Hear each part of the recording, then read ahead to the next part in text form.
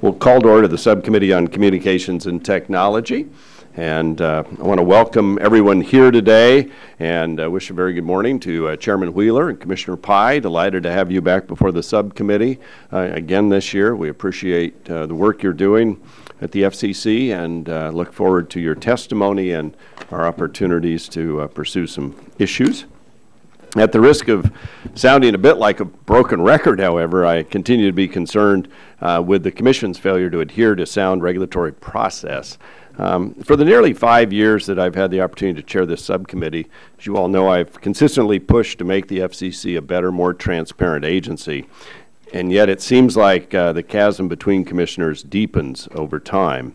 When the committee considered process reform legislation a few months ago, I'd hoped we had reached the bottom of that well, that the Commission would begin to find its way back to the collegiality and honest policy debates and compromises that have characterized it since 1934.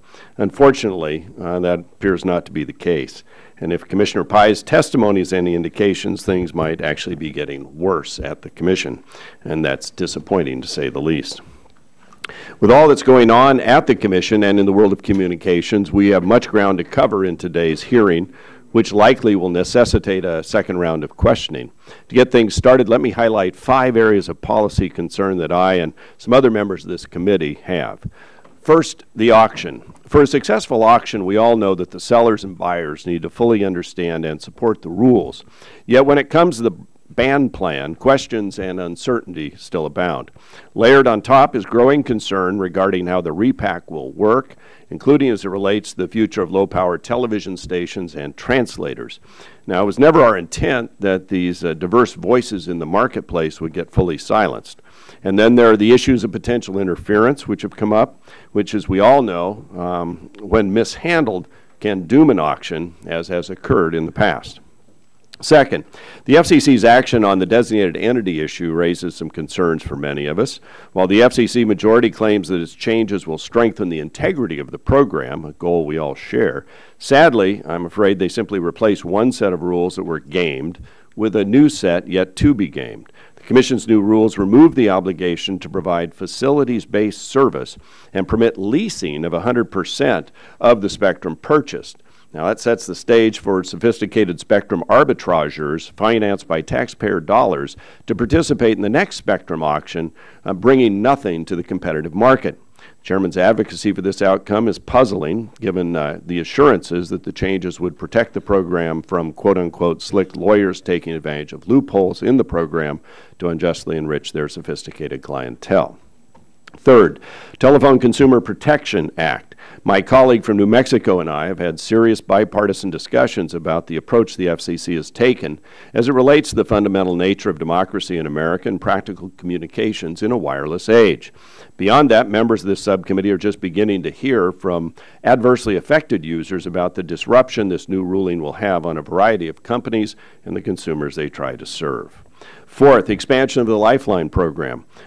All one has to do is read today's story in Politico regarding the problems over at the Department of Agriculture's Rural Utility Service to understand why it's so essential. Before any agency moves to spend money, it should have tight control and a budget. Unfortunately for ratepayers, in a party line vote, the FCC decided to rush forward to expand the Lifeline program into broadband with little reform and no limit on the spending. Fifth, amid the swirl of controversy that continues to surround the actions the Commission takes, let us not lose sight of what is not getting done. For example, the AM revitalization proceeding has been described by some as grinding to a halt, despite the Chairman's assurances to this subcommittee. The quadrennial review of the limitations on ownership of broadcast properties continues to languish in open violation of the Commission's legal obligation. And let me close with this. Each member of the Commission is very bright, talented, and clearly passionate.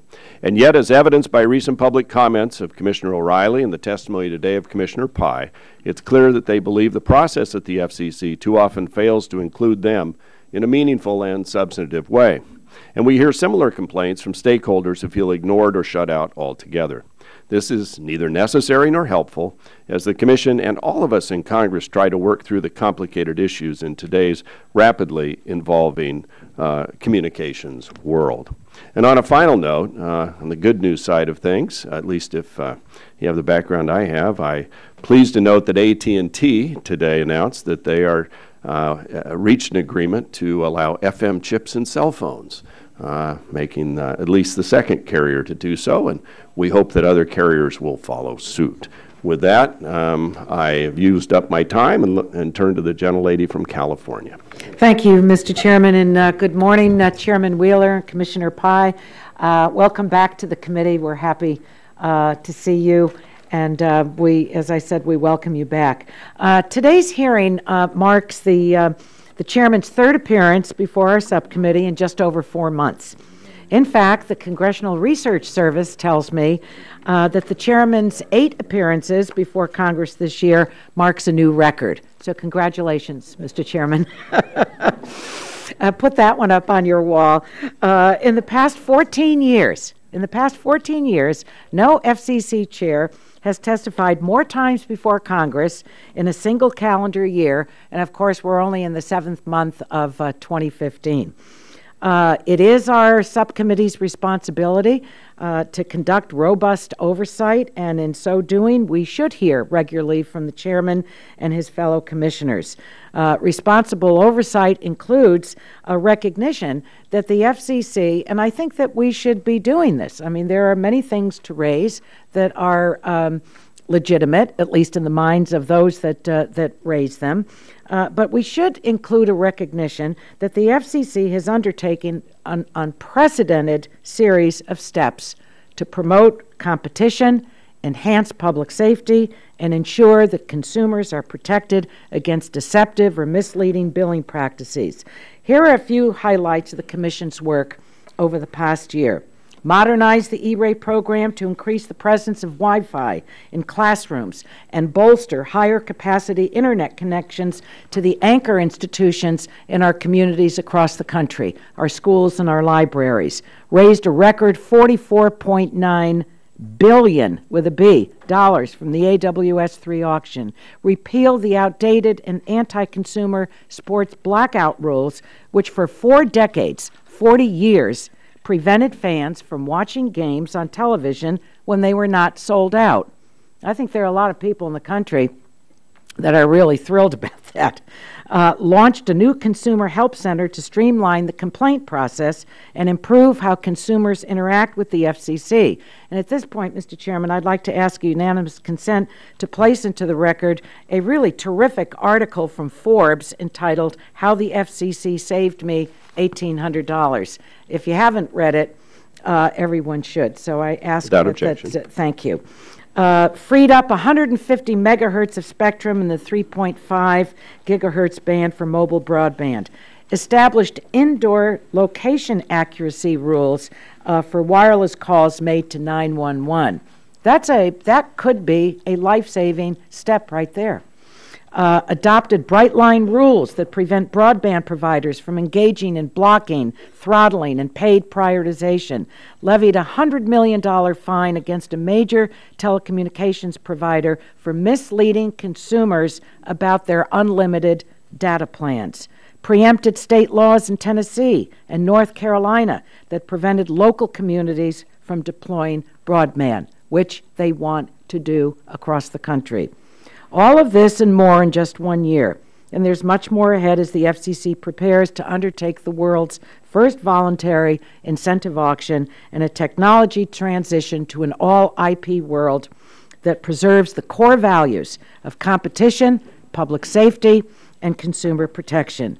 So I thank both the Chairman and the Commissioner for your continuing commitment to a modern telecommunications marketplace, and I yield the remainder of my time to the gentleman from Vermont, Mr. Welch. Thank you very much. Welcome, Chairman Wheeler and Commissioner Pai. Really appreciate the work that you're doing. Just a couple of points. I'm very encouraged by the tech transitions progress that you've been making. That is going to be very helpful to many more businesses that need efficiencies, and it's going to be helpful to consumers. I hope you don't stop there. One of my main concerns, I know concern of many of us, is to have competition as much as possible in this area. We really do believe that leads to innovation and better prices for the consumers. So the special access issues continue to be of top concern to me.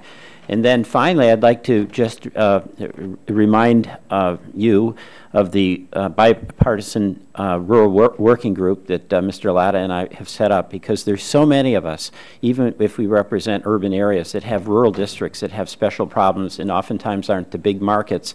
So we want to continue to work with the entire commission to try to make certain that the rural service is there and will be the highest quality. Thank you very much, and I yield back the balance of my time. Gentleman yields back. Gentlelady yields back. Chair recognizes Gentlelady from Tennessee, Ms. Blackburn. Thank you, Mr. Chairman, and I want to welcome you both. We appreciate that you are here. I will say I disagree with my colleague from California as she talked about Tennessee. We saw that as stepping on states' rights, Mr. Chairman, and you know that you and I disagree on that. I am pleased that you all are here. I know you all saw the CTIA report last week, and I'm sure you've read the op-ed in today's paper by each of your predecessors, Mr. Janikowski and Mr. McDowell. Getting spectrum to the marketplace is where we need to have our focus. And rather than getting off into all these tangential issues, your focus should be the core of your mission, which is dealing with spectrum deployment and usage. And when you look at the expected increase in the wireless arena, it draws more attention to this. You know, I was thinking as I was preparing for this hearing, when you go back and look at the industrial revolutions that we have had in this country, looking at the agricultural and the industrial mechanization revolutions, when you look at technology, information, we are almost at a point of being able to say there is this wireless revolution that is going on, because business transactions, health care, so many things are going to depend on the spectrum. And we want to make certain that you are focused on this. So we welcome you. We know that we have to be diligent in this. We look at what South Korea is already talking about doing, South Korea and Japan, and the 5G, and recapturing the momentum that at one point they had. And we don't want them to be the world leader. We want to be the world leader, and we've got to have you work with us on this. At this time, I yield the balance of my time to Mr. Latta. Well, thank you very much, and I thank the gentlelady for yielding. And I want to thank Chairman Wheeler and Commissioner Pye for being with us again. It's great to see you both, and I look forward to your statements and also to our questions today. The communications and technology industry is a very productive and dynamic sector of our economy. This is largely due to bright, innovative minds, and in part because this industry has been lightly regulated with the ability to grow and evolve to the demands of the consumers. Therefore, we cannot afford to overlook the significance of the regulatory policies and how the FCC's decisions impact the industry's success. This is why I'm concerned with many of the actions and proposals emerging from the FCC and the general lack of transparency, efficiency, and accountability at the agency. I hope today's hearing will provide us with an opportunity to discuss in more detail the Commission's policies, decisions, and processes. And I thank the gentlelady for yielding. I yield back. Yield back my time. Gentlelady yields back. Chair recognizes gentleman from New Jersey, Mr. Plone, for 5. Thank you, Mr. Chairman, and thank you to Chairman Wheeler and Commissioner Pye for coming back here today. I know it's been a busy few months since you last testified before the subcommittee, and I appreciate your willingness to come and give us an update. I'm particularly grateful for this opportunity to hear from Chairman Wheeler about how he's addressing the priorities of the Democratic members of this subcommittee, many of which are shared by our Republican colleagues. Our members are champions for improving universal access to broadband and the many underserved rural areas of our country. They've also been tireless advocates for the rights of residents of our vast tribal lands, and too often those living on tribal lands are unfairly left on the wrong side of the digital divide. I hope to hear how the FCC can help our efforts to improve deployment to these areas where the economics alone are not enough. Our members have also been devoted to improving public safety communications. This is especially meaningful for those of us whose districts were impacted by disasters like Hurricane Sandy. We believe that everyone should be able to call for help in an emergency, and I hope we hear more about what the Commission is doing to make our vision into a reality. Our members also share Chairman Wheeler's commitment to competition. That's why we led the charge to overhaul the FCC's designated entity program. Under the new rules that the FCC recently adopted, the program encourages robust participation from bona fide small businesses while allowing innovative business models more in line with today's dynamic wireless market. And we've also stood with our ranking member Eshu in her battle to free up more spectrum for unlicensed use. These airwaves can lower barriers to entry and allow for more vigorous competition. And finally, I hope to learn more about what the Commission can do to support our work to protect consumers. For instance, I know several members of the subcommittee have been focused on the FCC's recent actions to address robocalls. We all agree that more needs to be done to crack down on unwanted commercial calls, and I hope to hear what the Commission can do to address the issues our members have raised. I'd like to yield 1 minute each of the time, well, I guess a minute and a half to Mr. Doyle and then a minute and a half to Ms. Matsui. Thank you very much, Mr. Pallone, for yielding.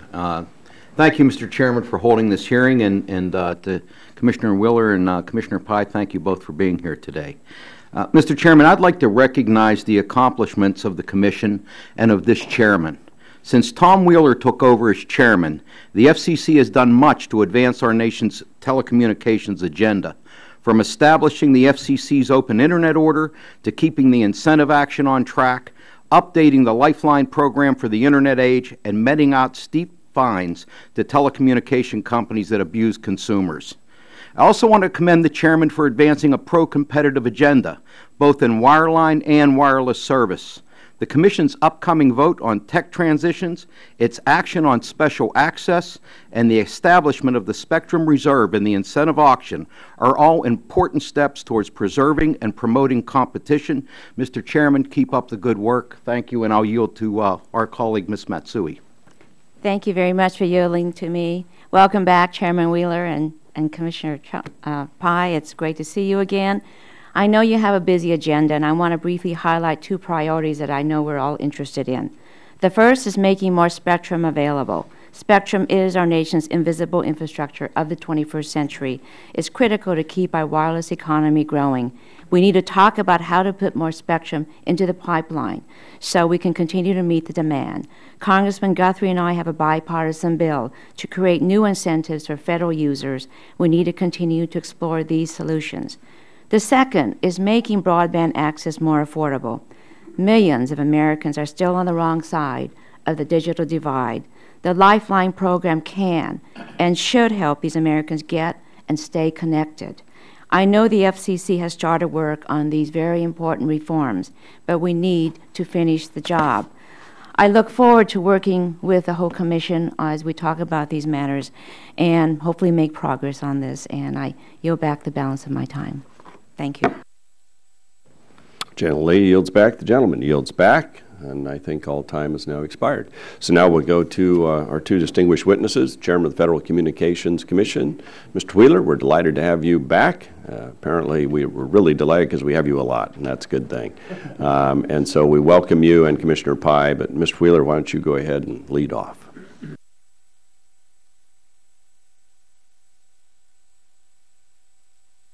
Yeah, it's a modern technology thing. I'm tempted to make some comment about being the national champion of appearances before, but I wouldn't want. We could arrange that. I wouldn't want to go down that route. But in the 10 weeks, in all seriousness, in the 10 weeks since I was last before this committee, there's been a lot happening, and I look forward to discussing it with you today. We've made significant progress to begin the incentive auction on March 29th, 8 months from tomorrow. So there's a lot of pressure on here. we've continued to grapple with the tech transitions issues that are raised by the movement from analog to IP networks. And we've approved one merger with conditions, another was withdrawn, and a new one was added. And then, of course, on top of that, the appeals court stayed or denied the request for a stay for the open internet rules.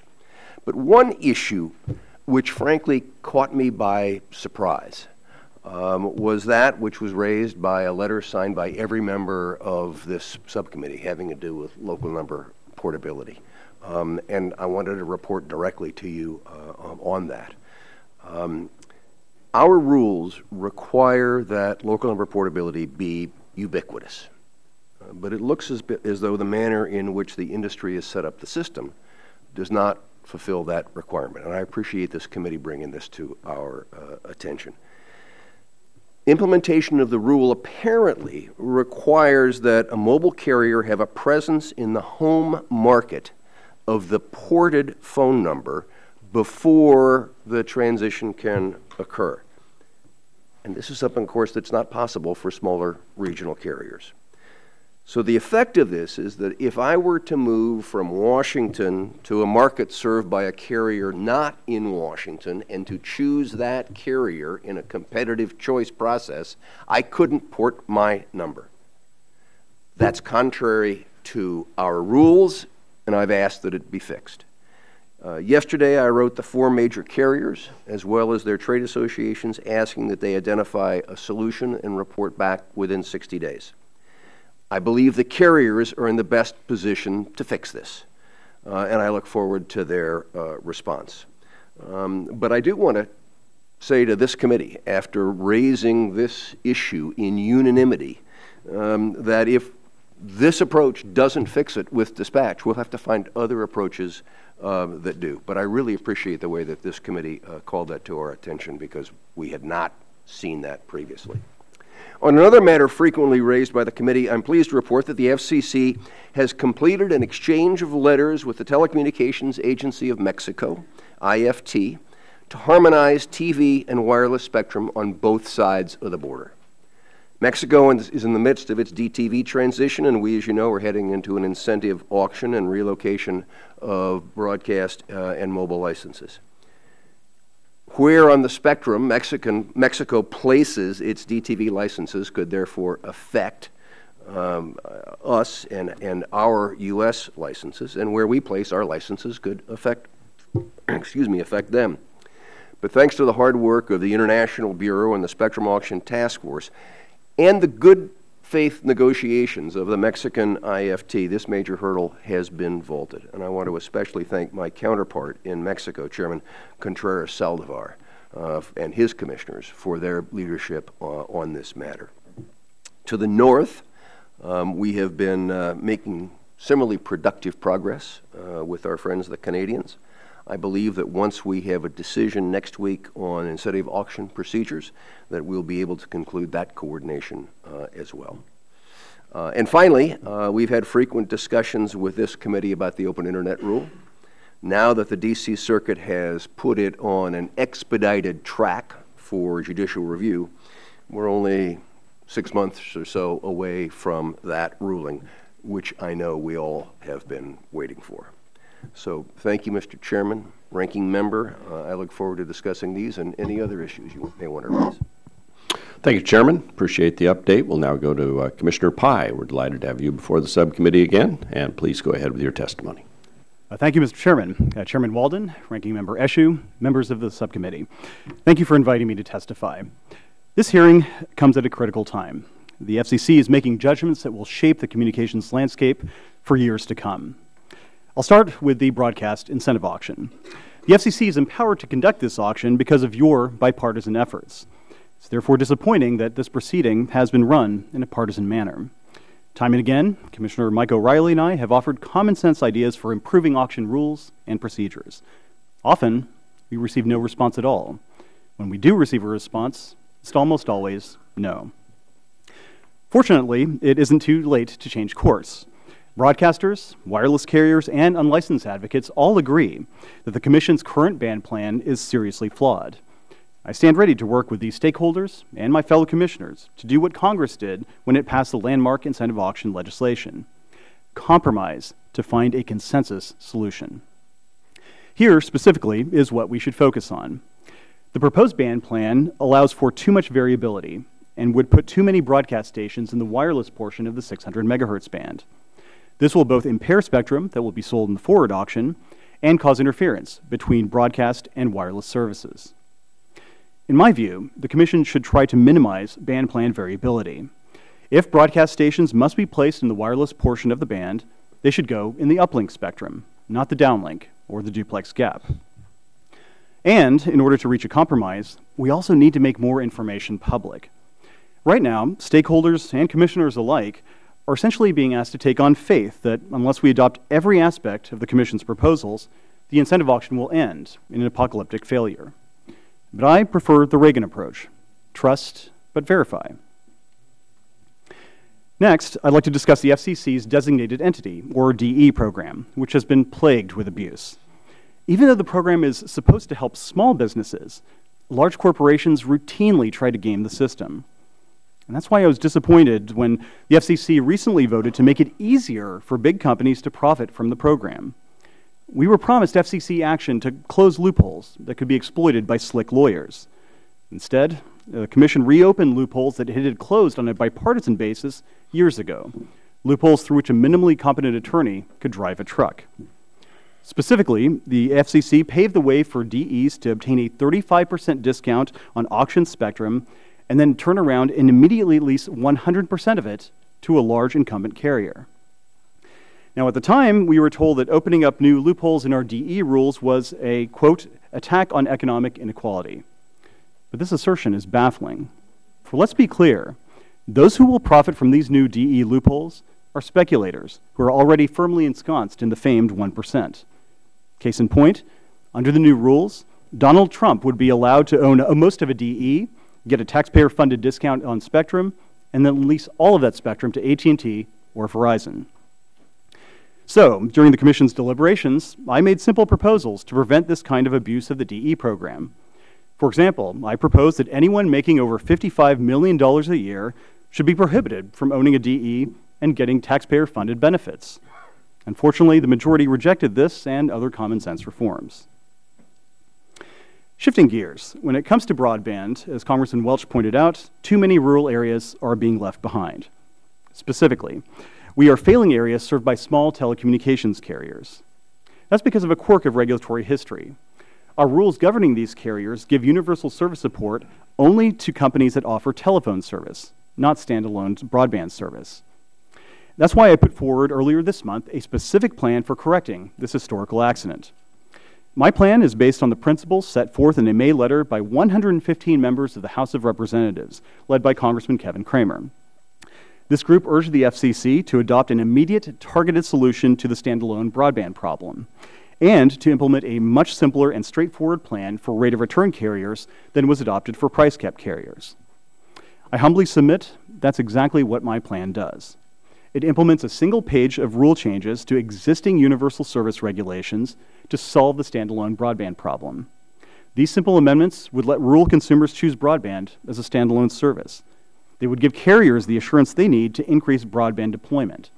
And, critically, they would do all of this within the existing budget. Chairman Walden, Ranking Member Eshoo, members of the committee, thank you once again for inviting me to testify. I look forward to answering your questions and to continuing to work with you and your staff in the time to come. Thank you, Commissioner Pai. We appreciate your testimony as well.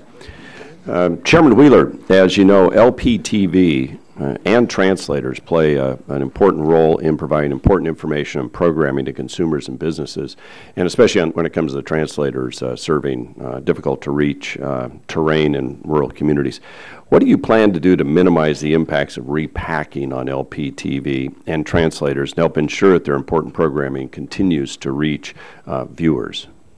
Thank you, Mr. Chairman. We share your interest in making sure that this voice continues. As you know, the spectrum legislation does not create a role in repacking for translators. So the question becomes, what do you do about it? So here's what we're going to do.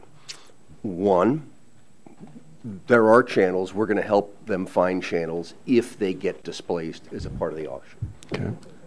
One of the things that is a reality of an auction is you don't really know where the displacement is going to happen because you don't know the outcome of the auction. So step one is we will work to do that. Step two is that we're going to begin a rulemaking that will allow for channel sharing by OPTV stations, just as we're counting on channel sharing in the broadcast auction. And that kind of technology should provide the similar kind of solution. And thirdly, the rule is constructed in such a way that, that they don't have to vacate until the wireless carrier, in fact, is ready to turn up service. So there is a significant buffer of time in there, but we believe that as we help them find new channels and as we have a new rule that allows for channel sharing, that will be able to mitigate the kind of impact that you're concerned about. And aren't you going to also give them, like in the DTV transition, there was an opportunity to apply, they got some preference to move in the application process? I'll get back to you. Let me get back to you on that. It was the displacement relief. Yeah, there's a, so there is a, we're laying out a whole process that will help them through this process in finding those kind of new channels. All right, thank you. I want to talk about some of the financial issues because you've spoken about them eloquently before the Appropriations Committee and publicly, and I know that you addressed field agents during a recent agenda meeting regarding the issue of closing the field offices, and you seem to take special point that your budget comes from Congress and all, which is true. And I want to ask Commissioner Pai, is it true that the Enforcement Bureau's front office management staff has more than doubled size since 2008? That's my understanding, yes. Is that true, Mr. Wheeler? No, sir. It's not? No, sir. The enforcement staff is now, I can give you this exact statistic, 20% smaller than it was under Chairman Martin, and that since I have come into office, we have reduced the front office staff by 14%. Okay. Yeah, we'll want to follow up because obviously there's a disagreement among you two on this matter. Isn't it also a fact that the Enforcement Bureau has more vehicles than field agents? Yes, sir. And that is, you know, I'll tell you a story. I went to Anchorage. I've been trying to visit the offices. We have a policy that says you have to have 2 employees in each vehicle. Because there's one that's driving and one that's working equipment. And, you know, it's like texting and driving. We have 2 people in the Anchorage office, and we have 2 vehicles. Is that, but we're talking across it's more than just Anchorage. Oh, yeah, no, it's across. This is a reality. And this was one of the problems that we inherited when we walked in the door, that there had been this purchasing. So what we're trying to do now is reposition those vehicles so they will be available for the strike teams when they come in. And what about, we keep hearing stories that you all have cars and drivers and all that sort of thing at the commission. Is that true? Yeah. Like us, yeah. Actually, I don't know about you all. I don't have a car and driver other than my little Prius out there. But is that true? Don't you Mr. Chairman, it's true, although I do try to walk whenever I can. It shows. And I've got a new Fitbit to track. Yeah. All right. My time's run Not out. my walking. Turn to the gentlelady from California. Thank you. I want to start with Chairman Wheeler. I just want to ask my questions, and then you can respond to them. And I have one for Commissioner Pai. You said in your opening statement that the upcoming incentive auction has, quote, more moving parts than a Swiss watch, and I agree. And one example is the reserve trigger. Which I think is really very, very important. And it's critical that we get it right because we want to ensure that competitive providers have real access to spectrum. So can you commit to addressing the concerns of the competitive carriers prior to the start of the auction? So that's my first question. My second question is, some in the medical community have suggested that the FCC delay implementation or consideration of its technical rules for the use of Channel 37 by unlicensed TV white space devices. Now, delay is, I think, highly concerning because this is one of the 3 channels that tech companies say are, at a minimum, needed in this band to stimulate and sustain investment in enhanced Wi-Fi. So do you think that, that your proposal already adequately protects patients and will prevent harmful interference to hospitals? I think that, you know, those are, I could ask a lot of questions, but I think that those 2 are really important. And also this year, Mr. Chairman, there have been 8 broadcast television blackouts involving almost 30 U.S. cities. Can you tell us when the FCC will complete its review of the good faith rules and when we can expect new rules to be put in place to better protect consumers? So those are my questions to you. And a quick one to Commissioner Pai. I read recently, and he's not here, but something that Commissioner O'Reilly said, and it's a quote of his, but it does deal with the FCC's governing principles. And he stated that that one of the FCC's governing principles should be that the internet is not a necessity in the everyday lives of Americans. And I know that, you know, he brought up that it's not even close to being a human right. I don't think that's the jurisdiction of this committee, human rights. But it's disturbing to me that we would move away from that relative to a principle, and I wanted to know if you agree or disagree, you want to add or subtract from it. So I'll go to Chairman Wheeler first, and then to Commissioner Pai. Thank you, Ms. Eshoo. Let me see if I can hit those 1, 2, 3. Mm-hmm. Reserve trigger, Channel 37. As far as the interference trigger is concerned. And the blackouts.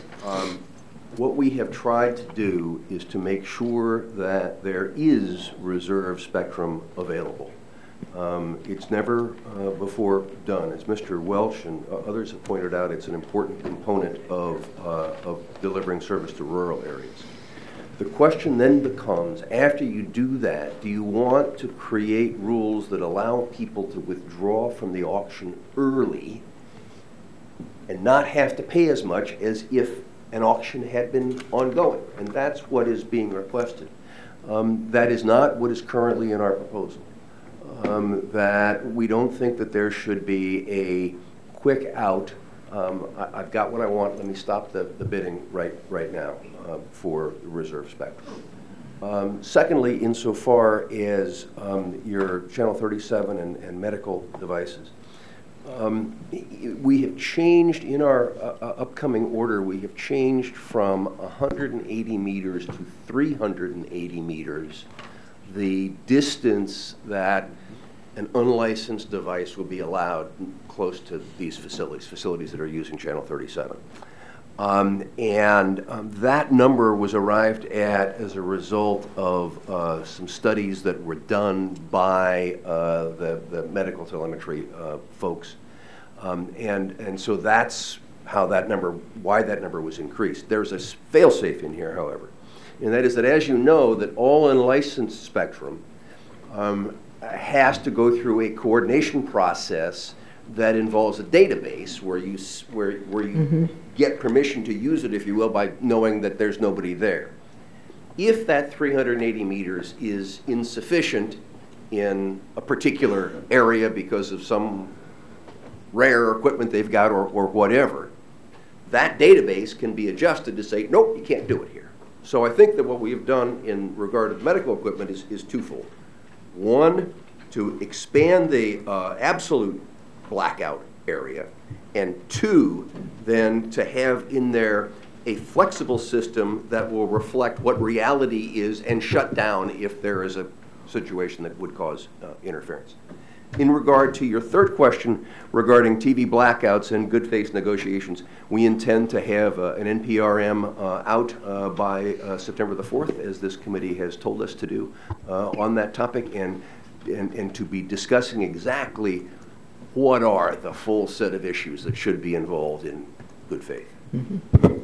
Thank you, Congressman, for the question. I embrace the FCC's charge as given by Congress. In fact, the first charge in the Communications Act, which is to make available, so far as possible, to all the people in the United States, rapid, efficient, nationwide communications services. And in the digital age, that increasingly, as you know, means broadband. And I believe that not only because I'm a son of rural America, whose parents currently live on the opposite side of the digital divide, but I also have seen it as a commissioner across this country. A few weeks ago, I was in Dillard, Nebraska, population 287, where I visited CNC Processing, a husband and wife meat processing plant that 20 years ago was literally a two-person operation, and now, thanks to a broadband connection, they export at retail to every state in the country and around the world. They export at wholesale to Whole Foods and PGA. So you're saying you disagree with? Well, what I'm saying is that I embrace different policies to make sure that broadband deployment is as wide and as deep as possible. I'll leave the semantics for others to debate. I'm focused on our job as enmeshed in Section 1 of the Communications Act. Thank you very much. Thank you, Mr. Chairman. Chair now recognizes the gentlelady from Tennessee, Ms. Blackburn. Thank you, Mr. Chairman. Okay, Commissioner Wheeler, I want to thank you for your letter dealing with the spectrum auction in small businesses. We got it yesterday, and I may come back to you with a couple more questions on that. You know my concern, and I appreciate your responses.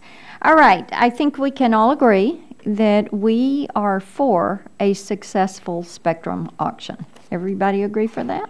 Yes. Okay, I'm so happy we're all on the same page. Make your day, right? Let's talk about the steps. And Commissioner, you were just laying out some of the steps you thought were necessary. Let's back it up a little bit. And I think when you look at the CTIA report that came out, and Mr. Chairman, I think I want to submit that for the record if no one has put that into the record. Without objection. Okay. I think that the prelude to a successful auction and to the steps that you just articulated is to know how much spectrum that you have. And we know federal agencies are squatting on a lot of spectrum and that they're not utilizing it. They are sitting on it just in case they think they. And when you look at 13 years between the auction and the deployment, that is a lot of time.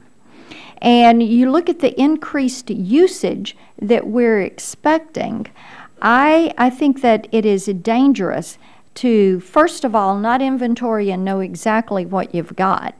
So, Mr. Chairman, to you, have you inventoried the federal agencies, and do you know how much spectrum they're squatting on and what you can recoup?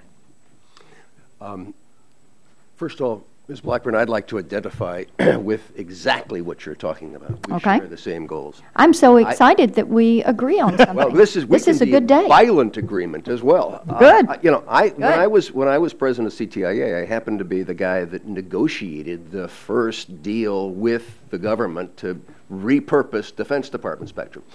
Here's what I found as a way of answering your question about squatting. The Corps of Engineers, for instance, said they were fully utilizing a piece of spectrum because once a month it took a reading on a dam level. Right. I don't think that's fully utilized. So the question we have to work through is, how do you encourage federal agencies and all users to think in terms of what is full application? So the answer is, we know, to your question, is we know who uses what spectrum. The specific use inside that spectrum, however, is something that the licensee controls. Okay, I don't want to run out of time.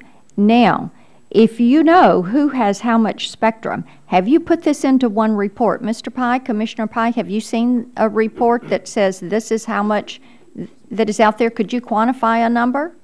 I have Well, not seen no. a particular report about how federal users are actually using the spectrum they have, and I do And think how I much agree they have? And it would be very helpful to have that. I think it would too, before we get too far down this road. What I would like to ask you to do is quantify this. And you and I know, all of us know, the way you can repack this and tighten it up, you can better utilize the spectrum.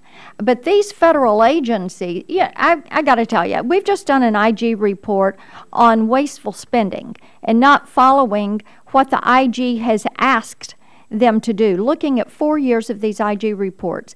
If you don't force the issue, they're not going to take the action. And spectrum is a very valuable commodity right now. And we cannot allow federal agencies, through laziness or lack of creativity or lack of innovation, to squat on the spectrum. So before we get too far afield with the 350 megahertz auction and further, I would like for you to come back to us and say, this is what each of these different departments has. And this is what their utilization is. And this is how we can pull that back and redeploy this into the marketplace and auction it. Because if we need a federal override for something, just like with the AM ban, come back and do something like that, but don't let them squat on this spectrum. Mr. Pye, before my time has run out, I will come back for the second round. Yield back. All right, ladies, time's expired. We'll now go to the gentleman from New Jersey, Mr. Pallone. Thank you, Mr. Chairman. Chairman Wheeler, I have 3 questions in 3 different areas I want to try to get in, so I'm going to ask you to respond fairly quickly if you can. You committed that the FCC would complete a proceeding by the end of this year to make our wireless networks more resilient. This deals with communications and emergencies, and I wanted to thank you again for that commitment. Last week, former Commissioner Edelstein promised that the tower industry would work closely with your staff to install new rules for network resiliency. We're approaching the heart of hurricane season, and the 3rd anniversary of Sandy's almost upon us. So what is the status of the FCC's proceeding on network resiliency? So we are working with the industry on that, Mr. Pallone. It is essential that a tower be able to stand up.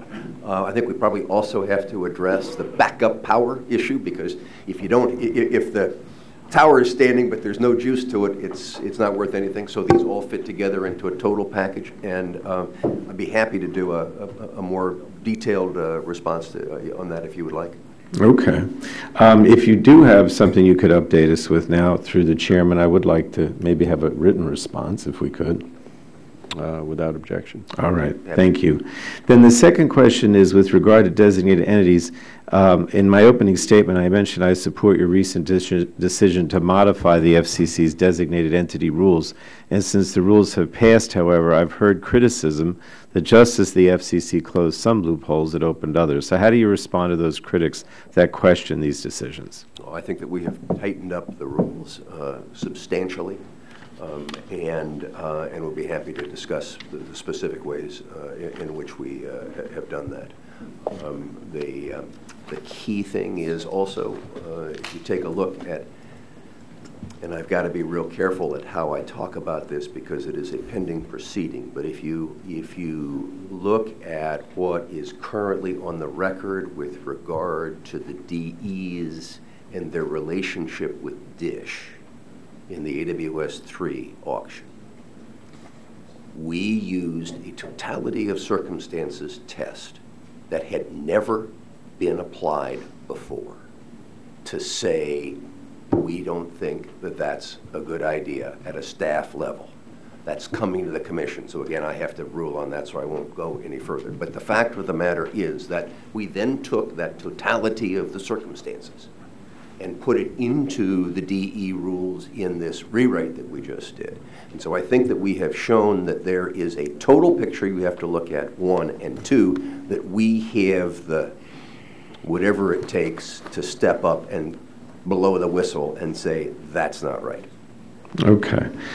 With regard to the incentive auction and consumer outreach, as we head towards the incentive auction in the early part of next year, I become concerned about whether consumers will be prepared for the transition. In many ways, this education effort will be even more difficult than the one we face with the digital TV transition, because we don't have funding for consumer outreach this time, and we'll have to deal with a flash cut. So I've raised this issue with the National Association of Broadcasters, and I can say that they committed to working with us to start planning on how best to reach out to consumers.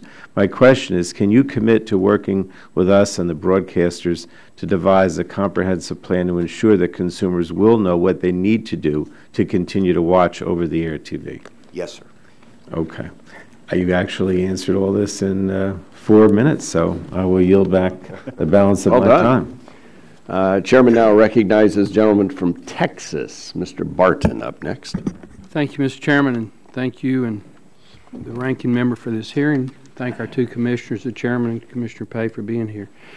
I am one of the advocates for low-power television, and as we all know, they don't have any real standing in this repackaging of the spectrum if the mainline broadcasters give it back. But they do have a product. They have provided valuable service to the country, and I'd like to see them helped in some way, if at all possible. So my question to both of you, we'll start with the chairman and then Commissioner Pye. What can be done to ensure that we still have low-power television once this repackaging is complete? Thank you, Mr. Barton. And I'd like to associate myself with this position that you take. And low power is an important voice in the community, and translators as well. I set up a special meeting with low power operators out at the NAB last year at the big convention to make sure that I was hearing from them and we were talking about it. I think that there are multiple things that we can do inside the statutory constraint that you referenced. One is that we will help them find new channels after the moving of the channel. First of all, we don't know which low powers are going to be affected because we don't know what's going to happen in the auction. We don't know what's going to be available for them to move, so we don't know what's going to happen in the auction. So we all have to kind of sit in limbo and watch for that. But then, even beyond that, we are going to begin a rulemaking in which we will allow low power and translators to share a channel, just like we're allowing licensees, broadcast licensees, full power licensees, to share a channel. And that will take advantage of the benefits of digital and create another pathway. So you do see that there will still be a role for low power television? Yes, sir. Okay. Commissioner Pye? Congressman, I share your assessment and the chairman's assessment that low-power television provides valuable service in Texas, Utah, Nebraska, all across this country. And that's why I flagged almost 3 years ago the importance of making sure that within the statutory constraints, the FCC does what it can in the context of the incentive auction, especially in markets where we don't need the spectrum, to help them stay in business. My concern is, however, that certain of the policy cuts that we are on the brink of making might end up impairing LPTV. And the vacant channel proceeding is one example of that, where the FCC has said, okay, if there's a vacant channel or two vacant channels available after the incentive auction, then we'll reserve those for unlicensed uses. And, not to denigrate, obviously, the importance of unlicensed, but nonetheless, this is the TV band that we're talking about. And if LPTV stations don't have a place to go, it seems to me that we should do what we can to prioritize their staying in business. Thank you. Thank both of you. And with that, Mr. Chairman, I yield back. Gentleman yields back. Chair now recognizes a gentlelady from California, Ms. Matsui, for 5 minutes. Thank you, Mr. Chairman. Mr. Chairman, I'm just going by the list that your staff... I was here well before the gap. Well, I'll give my 2 minutes to I'm Mr. just Doyle. I had a minute 55. I'm just going by the list your staff provided, so... I don't want to get in the middle of this. We'll go with whatever you want. You don't go in order? If Mr. Doyle will vote for my bill I'll to yield to repeal Ms. the ban on crude oil exports. I'm going to yield to Ms. Matsui. Go ahead. I'll go with... I'm just going by their list, so your list. So go ahead, Ms. Matsui. Thank you very much. And Mr. Doyle, thank you very much, too. Chairman Wheeler, after next year's incentive auction, the FCC would have implemented the last auction Congress identified in the 2012 Spectrum Act. Yet consumer demand for wireless services that rely on spectrum continues to explode, And we know it takes a long time to plan for any new spectrum auction.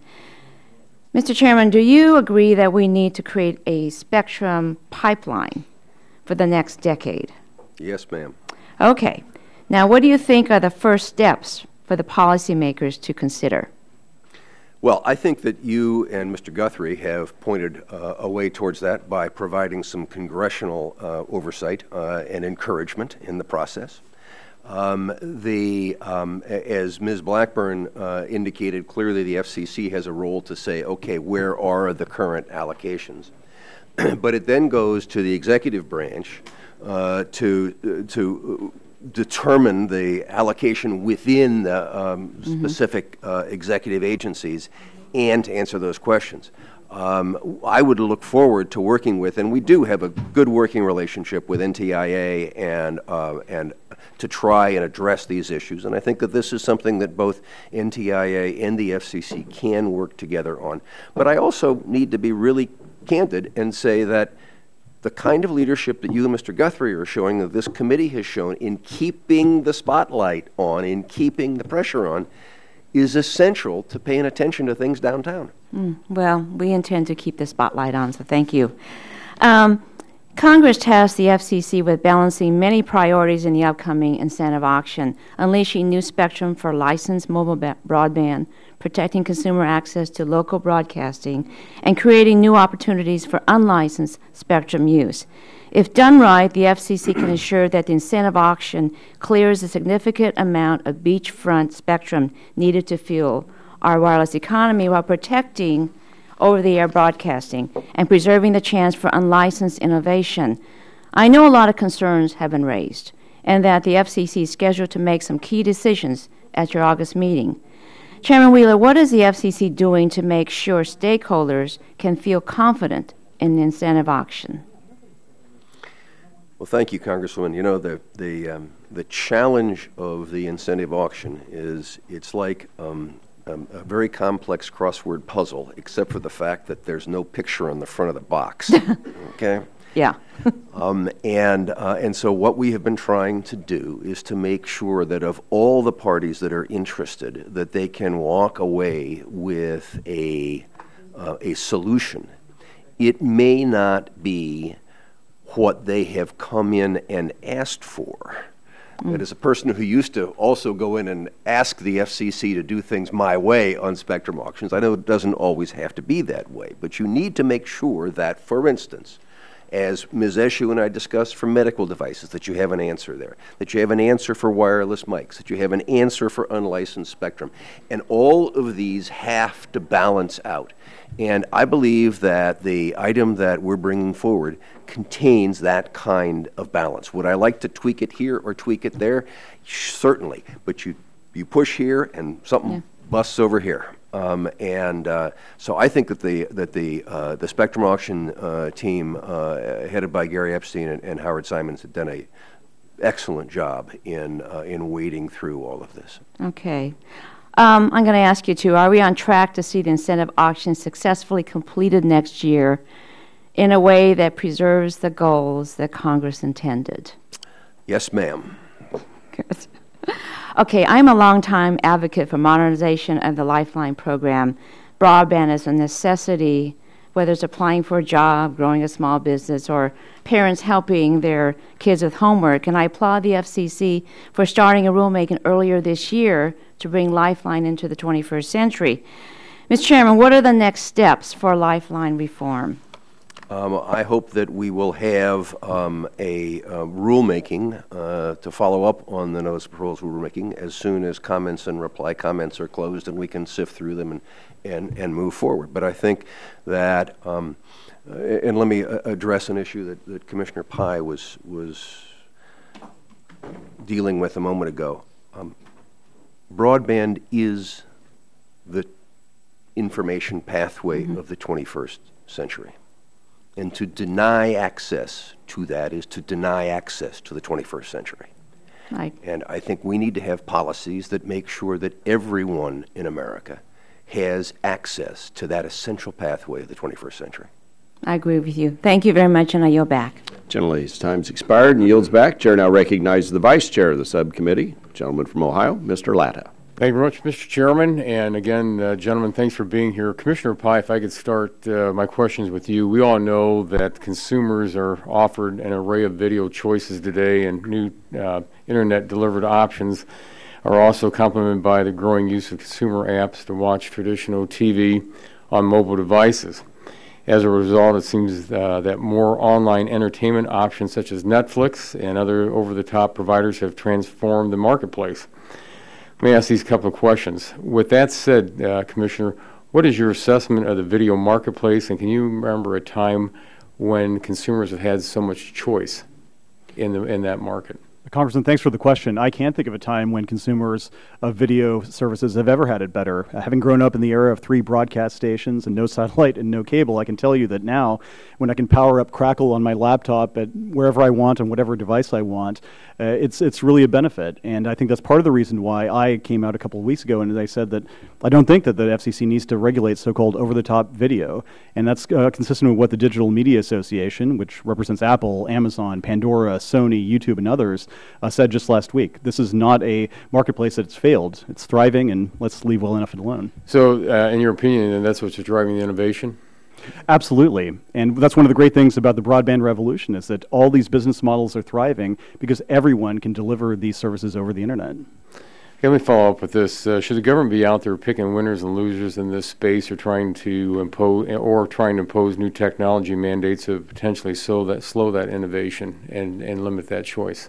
Absolutely not. I think the worst thing the government could do would be to regulate either the entire marketplace or pick out particular business models for disparate regulatory treatment. That'll simply serve to distort the marketplace, and we'll never know which business model consumers really would prefer.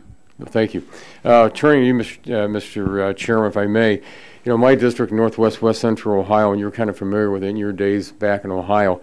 I have a large number of community hospitals and other larger hospital associations in my district, and a number of these hospitals have expressed a very serious concern to the Commission regarding the technical rules for the use of the Channel 37 by unlicensed TV white spaces devices.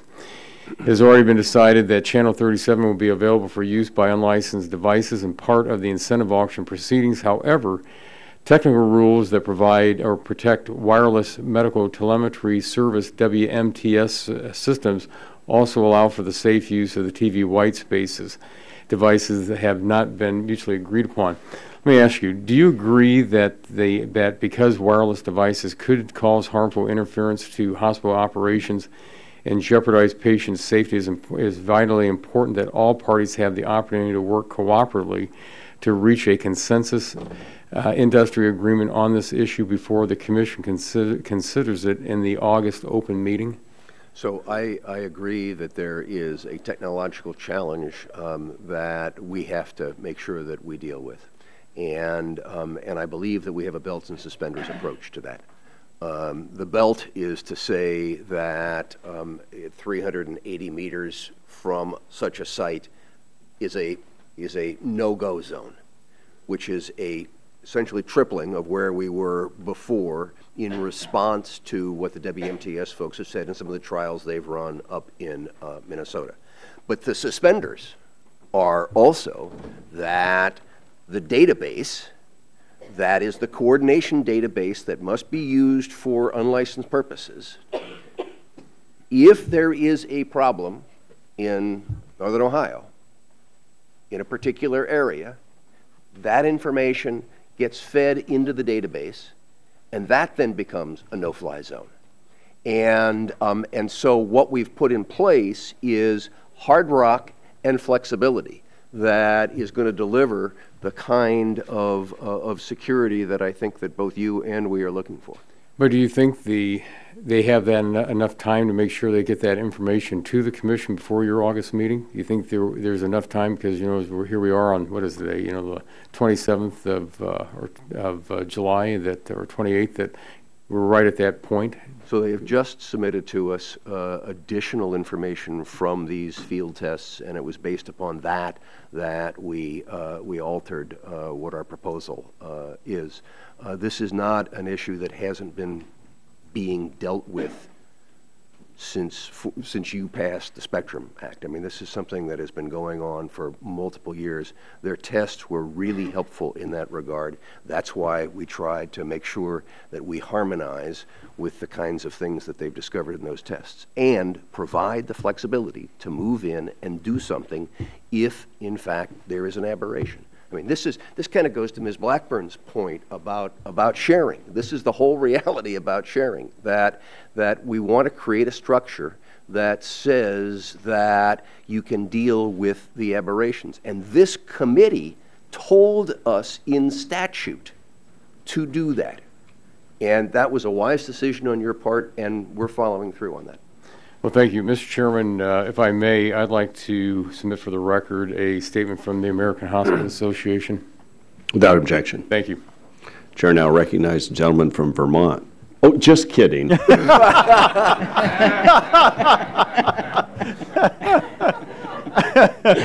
Mr. Doyle, Well, Pennsylvania. that would have really gone bad. Mr. Chairman, if your goal was to get his attention, you succeeded. Just want to make sure he was awake. Mr. Doyle. Thank you, Mr. Chairman.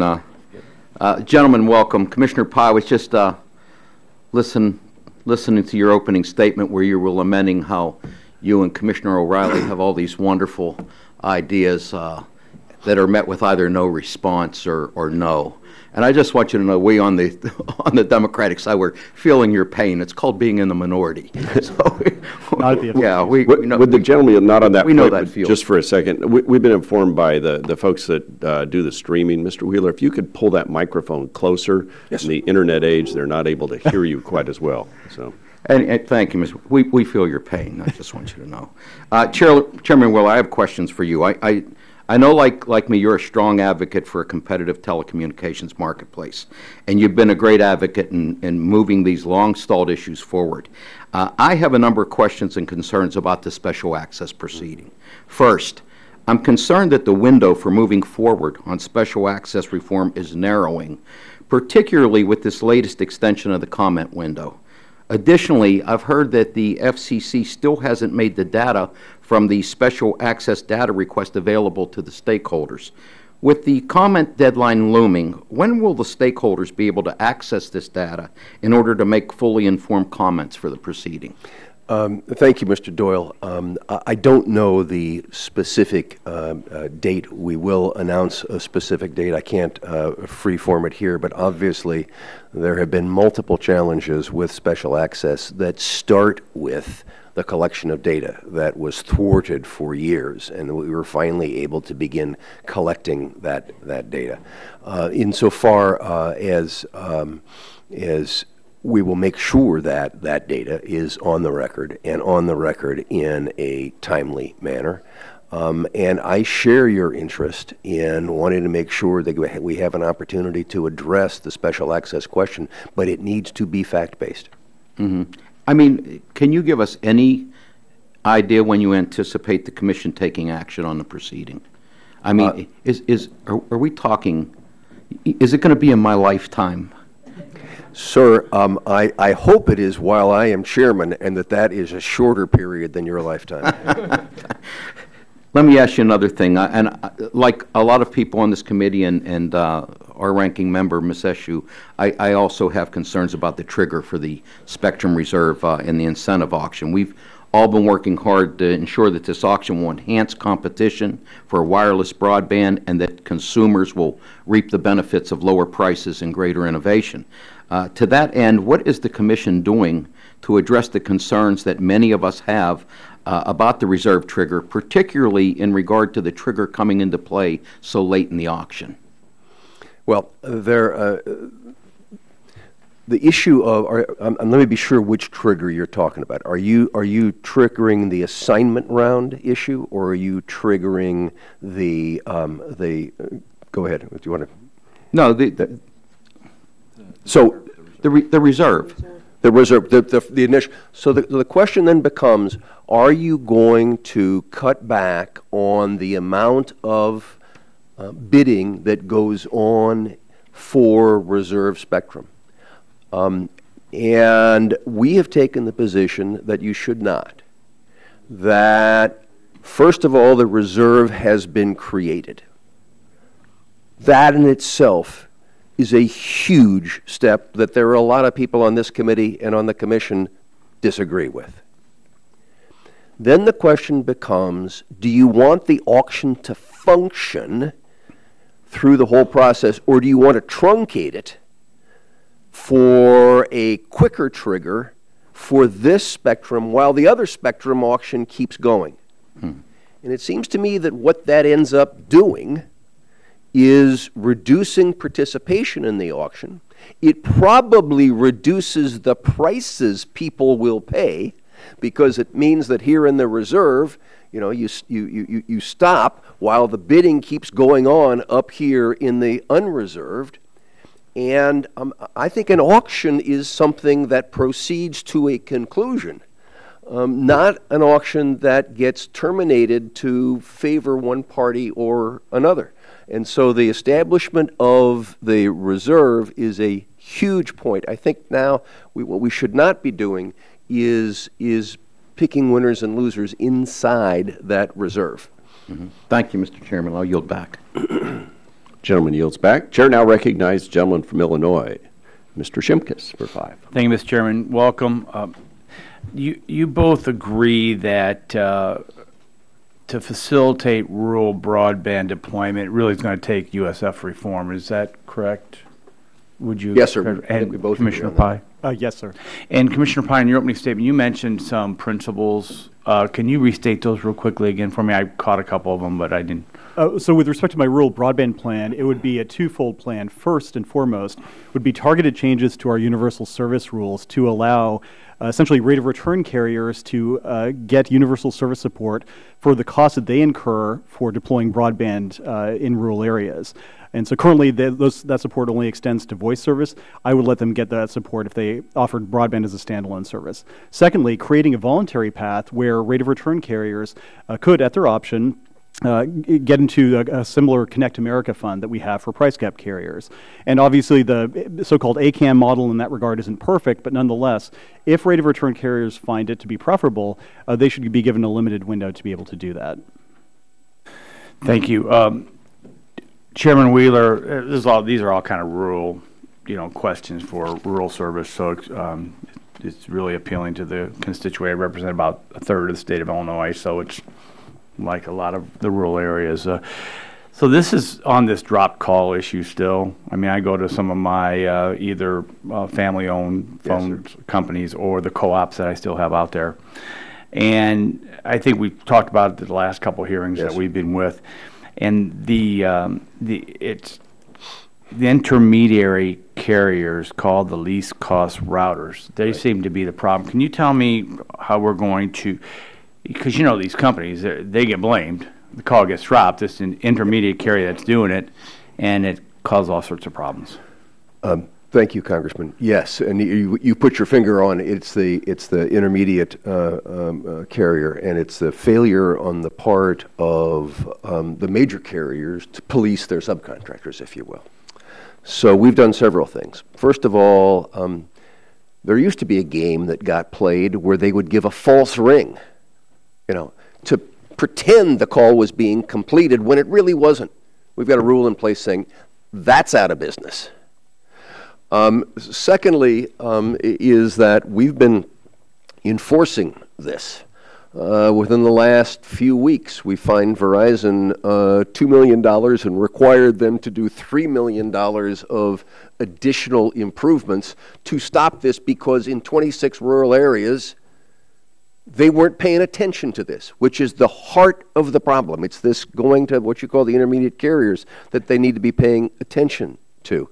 And thirdly is that we have a data survey out there right now to try and identify exactly what the extent and other causes might be, so that we can take additional action if warranted. But yes, sir, we understand that the call completion is a serious issue, and we want to be all over it. Well, that's good, because we're going to the August break, and I know they'll have. You're going to hear about it. They're going to come visit me again during the break, and they're going to ask, and so I'm glad I got a chance to ask a question and continue to address this issue.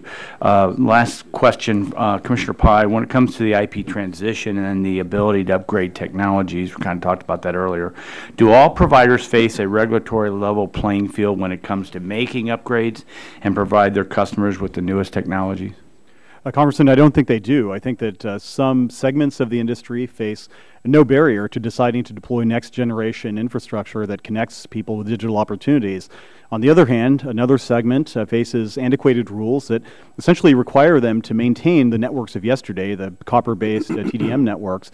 And obviously, every dollar they have to spend maintaining those networks is by definition a dollar they can't spend deploying fiber that would allow them to compete with others. And so that's why I've said that, look, if we want to have more broadband competition, let's have a level playing field, regulatorily speaking, in which every single provider has the strongest possible incentive to deploy fiber to the home to compete for that customer's attention.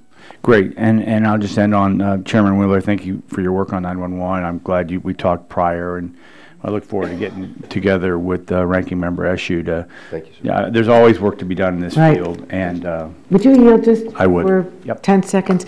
Thank you. I thank the gentleman, and we're going to work together on that.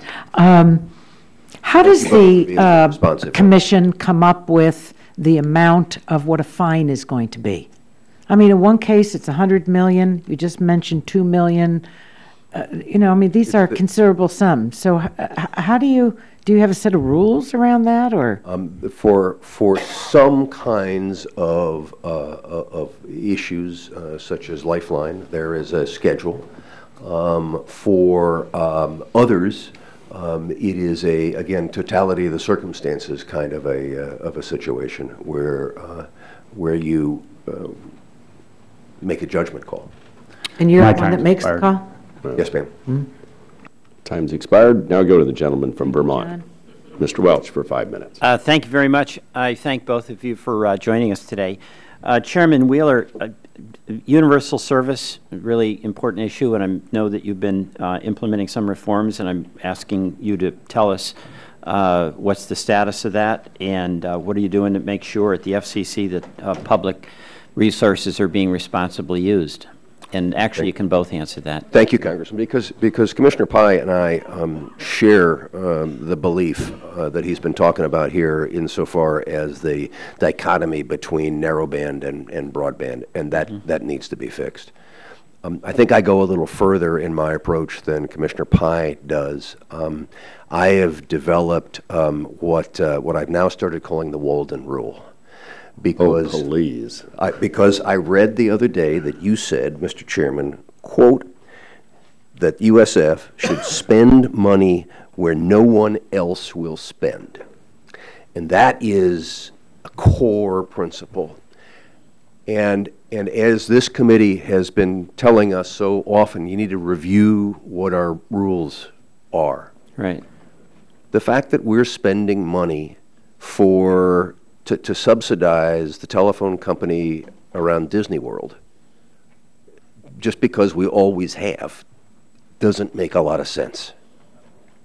The fact that we have no guidelines for operating expenses. We just had a man in Hawaii go to jail for tax fraud. He is a provider of recipient of universal service, rural universal service funds.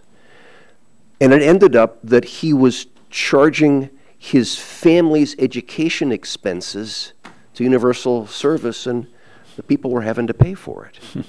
We ought to have some standards for what is in OPEX. We ought to have some standards for what is in CAPEX. I was just asked the other day to approve a waiver for a universal service trial to a company that could not produce audited financial statements. That's wrong. This isn't my money. This is the people's money. We need to get it out.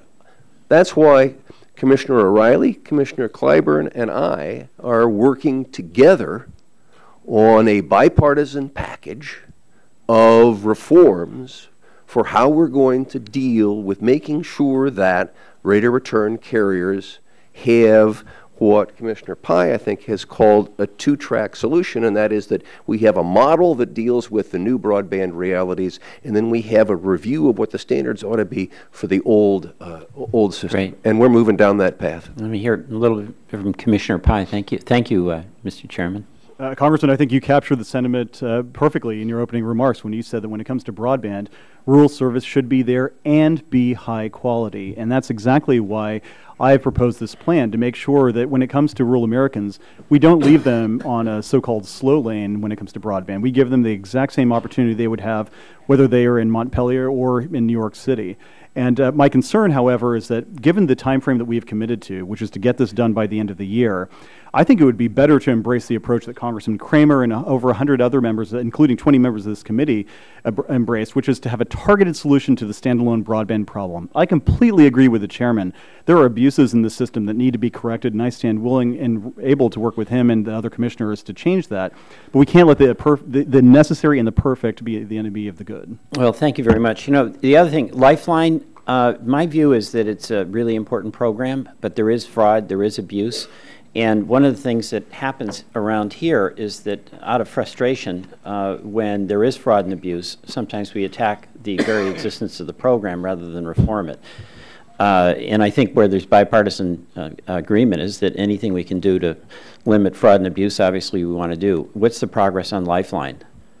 So thank you, Mr. Welch. That's for both of you. We are going to have a rulemaking on Lifeline hopefully before the year is out. It depends on the comments and everything that we receive, and it begins with overhaul. I mean, there are two problems with Lifeline. One, it was designed wrong, and two, it was overseen wrong. It was, other than that, everything's fine. But it was designed wrong. I mean, so for instance. And I must say this was put in place by a previous administration, okay, which we have inherited. It is ridiculous to have the people who are benefiting from the receipt of the funds be those certifying that the folks getting them are the right folks. It is ridiculous that you not require those people who are receiving the funds to keep records. And on the administration side, it is ridiculous that you not have a database for duplicates and that you not put structures in place to be able to. So what we've done since we came in, 25% reduction in expenditures on Lifeline. 20 million people who were inappropriately on it are no longer on it. And $100 million in penalties. So we've done what we can to fix the oversight. What this rulemaking is going to do is continue that and fix the underlying rule problems. Thank you. My time is up, but I don't know if you want to let Commissioner Pai add anything. You might address the eligibility database. I don't think we got to that. Commissioner Pai. Well, Congressman, I obviously support the chairman's vision, at least, of having a more fiscally responsible program. My problem, however, is that we didn't adopt some of the more basic reforms. For example, capping or putting a budget on the program as every other universal service fund has. Targeting broadband adoption, which is really the critical issue. We want these funds to go to connecting people who are offline to help them get online. But currently, 34% of American households, over 40 million households, are eligible for the program. And so if we're going to modernize the program to target broadband, let's make sure we have fiscal responsibility measures in place, and let's make sure we target the help to people who really need it. And that's, I think, an important conversation to have. What about the eligibility database? Where are you on that? So, go ahead. No, go ahead. The duplication database we have in place and operational, and it's working quite well. Insofar as the eligibility database, the issue is our ability to get access to data held by state agencies, principally, and we're in the process of working our way through that. Okay. That's something we need to get done, obviously. I agree. We'll go now to the gentleman from New Jersey, Mr. Lance, for 5 minutes. Thank you, Mr. Chairman. Commissioner Pai, I want to speak with you about the FCC's recent order regarding the TCPA. You stated in your dissent that the attempt to modernize it quote, is likely to leave the American consumer, not to mention American enterprise, worse off. Can you elaborate to the committee how you believe the Commission may not have gotten this correct and what it should have done to protect the American consumer? Thank you, Congressman, for the question. I begin from the premise that unwanted robocallers are a plague on the American consumer. I don't want to get those calls. I know the chairman doesn't want to get them. Nobody wants to get them. My problem, however, with the Commission's order is that it takes us in the opposite direction. For one thing, it exempted entire industries from the TCPA. So now, for example, the prison payphone industry can robocall you. Additionally, it dramatically expanded the range of devices that are now considered to be autodialers. So now if you use your smartphone to make a telephone call, that's technically an autodialer subject to the TCPA. Similarly, it opened the loopholes for reassigned numbers. There are 37 million numbers that are reassigned every single year. A lot of legitimate businesses have no reason to know if they have that number in stock and they have the prior phone number's owner, the consent of that owner. They have no reason to know that that number has been reassigned. Nonetheless, they can face TCPA liability. Those are the kinds of loopholes that I think are simply going to generate even more litigation. And litigation has already become a flood. There were 14 class actions filed in 2008. Last year alone, there were something like 1,918. And so my concern is that we're opening up a lot of these loopholes. At the same time, we're not cracking down on the really bad actors, which are the unwanted robocallers. For example, we didn't create, contrary to what I would have preferred, to create a safe harbor for carriers to allow them to develop a technology to block foreign robocallers. We didn't take more aggressive enforcement measures, despite the fact that we got 96,000 complaints last year for violations of the Do Not Call registry. In the first 7 months of this year, even though I called for it in January, we've had one citation from the Enforcement Bureau against the Do Not Call registry violators, and that's unacceptable to me. Why do you think the Commission did not have a safe harbor rule? I'm not sure why, to be honest with you, but what I can tell you is that it's created tremendous uncertainty among the host of legitimate businesses that have their consumers' consent and want to communicate important information. Everyone from restaurants to the Los Angeles Lakers have faced class action lawsuits for trying to communicate with people who have voluntarily communicated with them. Thank you. Chairman? Thank you, Mr. Lance. Several things.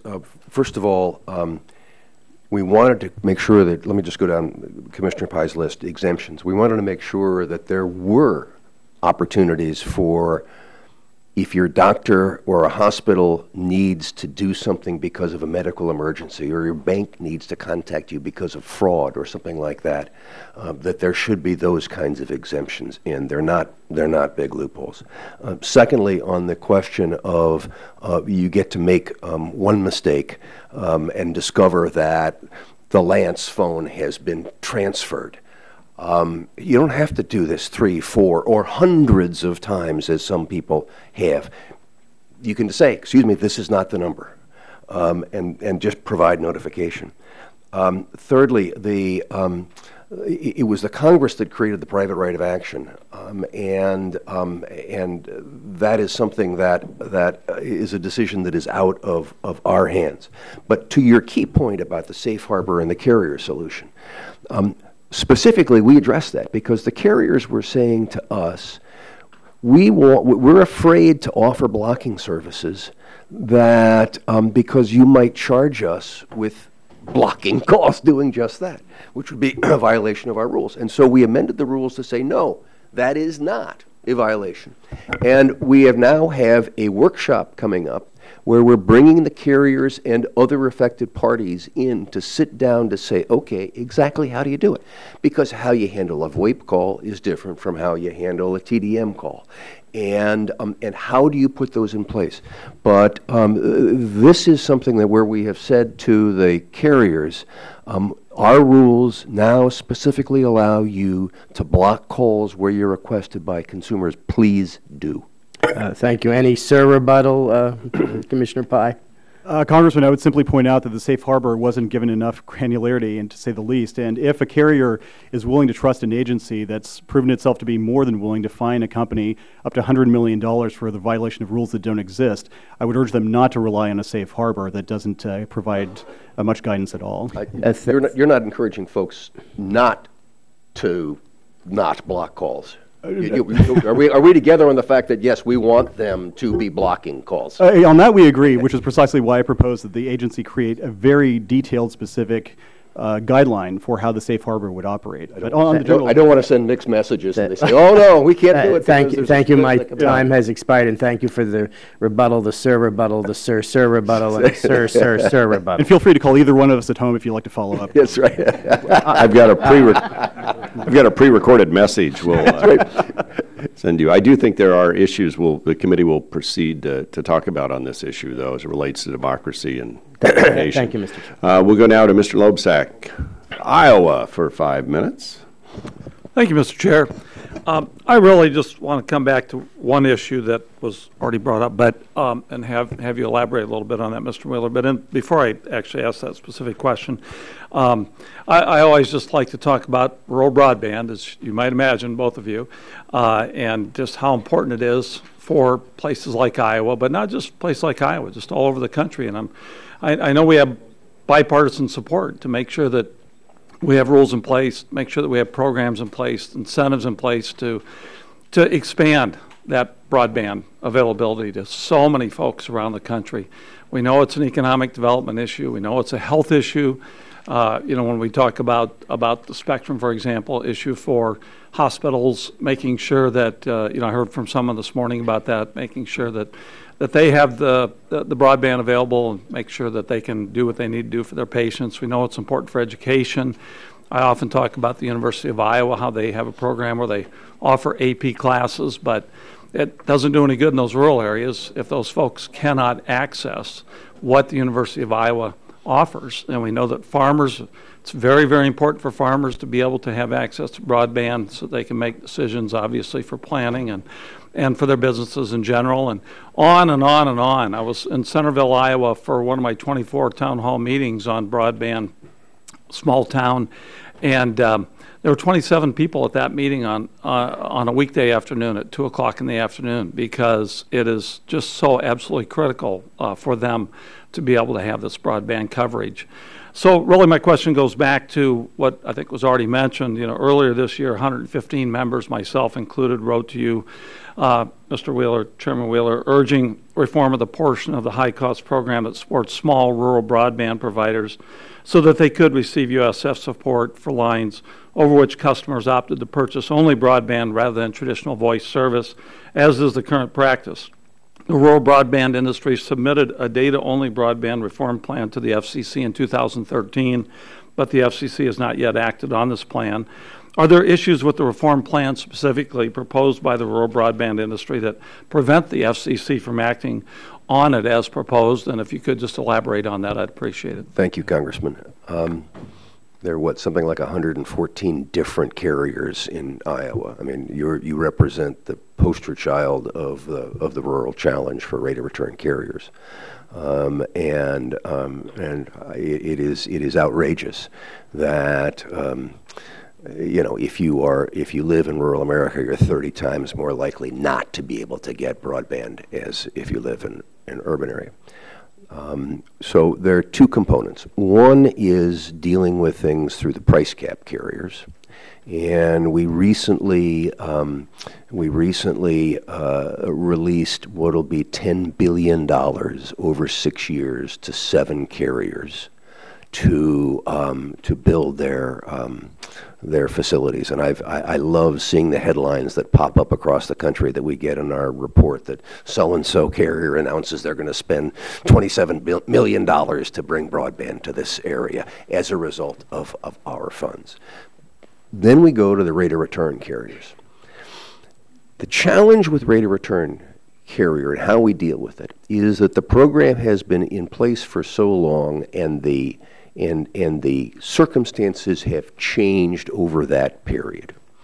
As I say, I agree strongly with Commissioner Pai that this bifurcation between narrowband and broadband doesn't make any sense.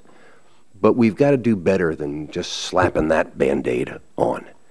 We have to be saying, how do we make sure that we can bring this whole program forward? So we sat down with the rural carriers to say, how can we do that? and to try and reach a consensus, because there's a couple of rural carrier associations who don't agree with themselves, as you know. How do you do that? And it's encouraging. We've agreed on, everybody has agreed on this two-pronged process that I laid out a minute ago. And I am optimistic that Commissioner O'Reilly and Commissioner Clyburn and myself, who are all working together with the rural carriers to come up with a package proposal, will be able to get this done, and that we'll be able to live up to the commitment that we made over in the other body to have it done by the end of the year. Thank you. Thank you, Mr. Wheeler. Thank you, Mr. Chair, and I yield back. Gentleman yields back. Chair recognizes gentleman from Kentucky, Mr. Guthrie, for 5 minutes. Thank you, Mr. Chairman, and thank you for being here. And my first question is for Commissioner Pye, and it's a three-part. So if you need me, I'll ask if you need to repeat. I can do so as well, but it all flows together. But why do you oppose putting broadcasters in the duplex gap? And why is it important to minimize the number of broadcast stations placed in the wireless portion of the 600 megahertz band after the incentive auction? And I can stop there. Let me give you the three and see if maybe you can answer on one. Why do you believe it's preferable to put broadcast stations in the uplink portion or the wireless band rather than the downlink? And you have suggested that the commission hold an in-bank hearing to discuss issues related to the 600 megahertz plan. Why do you think such a hearing would be helpful? Congressman, thanks for the question. I was transcribing as quickly as I could, so if I miss one, please do let me know. In terms of putting broadcasters in the duplex gap, one of the things that typically disparate industries, the wireless industry, the broadcasters, and unlicensed advocates agree on is that placing broadcasters in the duplex gap would be a terrible idea. Wireless companies don't like it because it would impair downlink spectrum, which they've told us is more critical for them in terms of meeting consumer demand. Broadcasters have told us it's not optimal because the duplex gap is the only exclusively reserved spectrum for wireless microphones, which a lot of broadcasters rely on. And unlicensed advocates have told us as well that if you have a full power broadcaster out there, unlicensed devices will get drowned out. And so that's part of the reason why I've said consistently that we need to do what the record suggests, and that is moving them somewhere other than the duplex gap. That raises the question, well, where do you put them? And as between the downlink and the uplink, I don't think there's any question, certainly not in terms of the record itself, that there's tremendous opposition to putting them in downlink. If you think about it, everyone carrying a smartphone around now relies tremendously on downlink spectrum. We're always downloading things from the internet. So putting a broadcaster in the downlink will, first of all, it will impair a lot of the spectrum that's slated to be sold in the forward auction, make it a lot less appealing. Secondly, it will end up causing tremendous problems in terms of interference between broadcast and wireless issues. And here, the 700 megahertz auction is a really cautionary tale. Think about all the efforts that this committee, that the commission had to deal with, because we had broadcasters in channel 51 and we had wireless carriers in the adjacent A block of the 700 megahertz band. Those issues took a long time to resolve, and it was really challenging. Here we're talking about co-channel in addition to adjacent channel interference. Plus, remember, this is the last spectrum auction, hopefully, we're going to have in some time with respect to this band. So broadcasters placed in downlink will be there essentially permanently. So this is not a problem we'll be able to work around. So that's why I would prefer, based on what I've seen in the record, to place broadcasters, if they have to be put in the wireless band, to be placed in the uplink. Wireless carriers have told us it's technically preferable for a couple of reasons. First, they can minimize the amount of interference, or they can minimize the problems that it would cause in terms of interference, because you could just simply put a base station filter on. It would be a lot easier since base stations are smaller in number, fixed in location, as opposed to putting a filter on a mobile device, which everyone is carrying around and is always moving. So in terms of the on-bank hearing, which I think was your third question, one of the reasons why I think it would be helpful is that the Commission has simply not made available enough data in terms of the simulations for these clearing scenarios, the data and assumptions that underlie those simulations. And we've heard from everybody, from licensed advocates to broadcasters to wireless carriers, we need more data and we need to give you more meaningful input before you make a decision.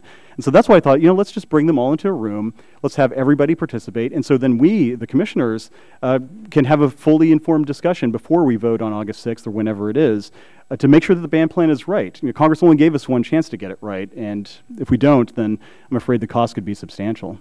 Okay, I'm going to try to get another question in, and for Commissioner Pye as well. So you said hopefully this is the last spectrum auction for a long time, I think you said? With respect to 600 megahertz, yes. Well, do you believe enough is being done to ensure there's a long-term national strategy to make additional spectrum available for commercial use? And if not, what else do you believe should be done? Thanks for the question. I think consistent with what the chairman has said, with Congresswoman Matsui and Congresswoman Blackburn have said, we need to make sure that there's more spectrum in the pipeline.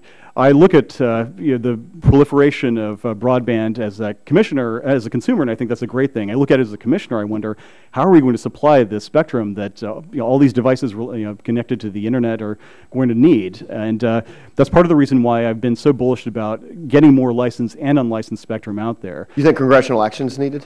I think in some cases it might be. With respect to federal users in particular, it would be very helpful, and I know that you and Congresswoman Matsui have been leaders on that, and I thank you for that legislation. Chairman Wheeler, only about 20-something seconds, but to comment on what he was about the national more available spectrum. May not be enough time. Yes, sir, and I'd like to identify with what you and Congresswoman Matsui are doing, and if we get a chance, I'd like to also respond to your first question as well. Okay, I only have 9 seconds, so I yield back. Sorry. Gentleman yields back. Chair now recognizes Gentlelady Ms. Clark for 5 minutes. I thank you, Mr. Chairman, and I thank our ranking member. I, of course, thank our panelists this afternoon for your updates regarding the agency's activities.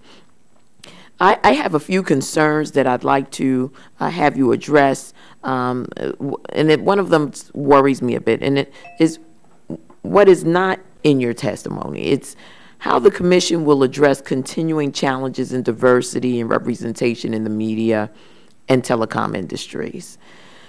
We're in the 21st century. We look at our nation and its diversity, and I think there's a widespread acknowledgement that what we see in terms of industry is really just not reflective of who we are as a country. So I'd like to ask, first of all, Chairman Wheeler, where's the Commission's focus on the completion of the diversity studies? And how can this data be used to create a more nuanced and tailored policies and reforms that advance equity and inclusion? And second to that is, what metrics and accountability structures are in place to ensure that vulnerable populations in their communities will be adequately served through these proposals? Thank you very much, Ms. Clark. The media report that I have promised to the committee by the middle of next year will include a topic on diversity. It has frankly been an issue that has caught up previous reports.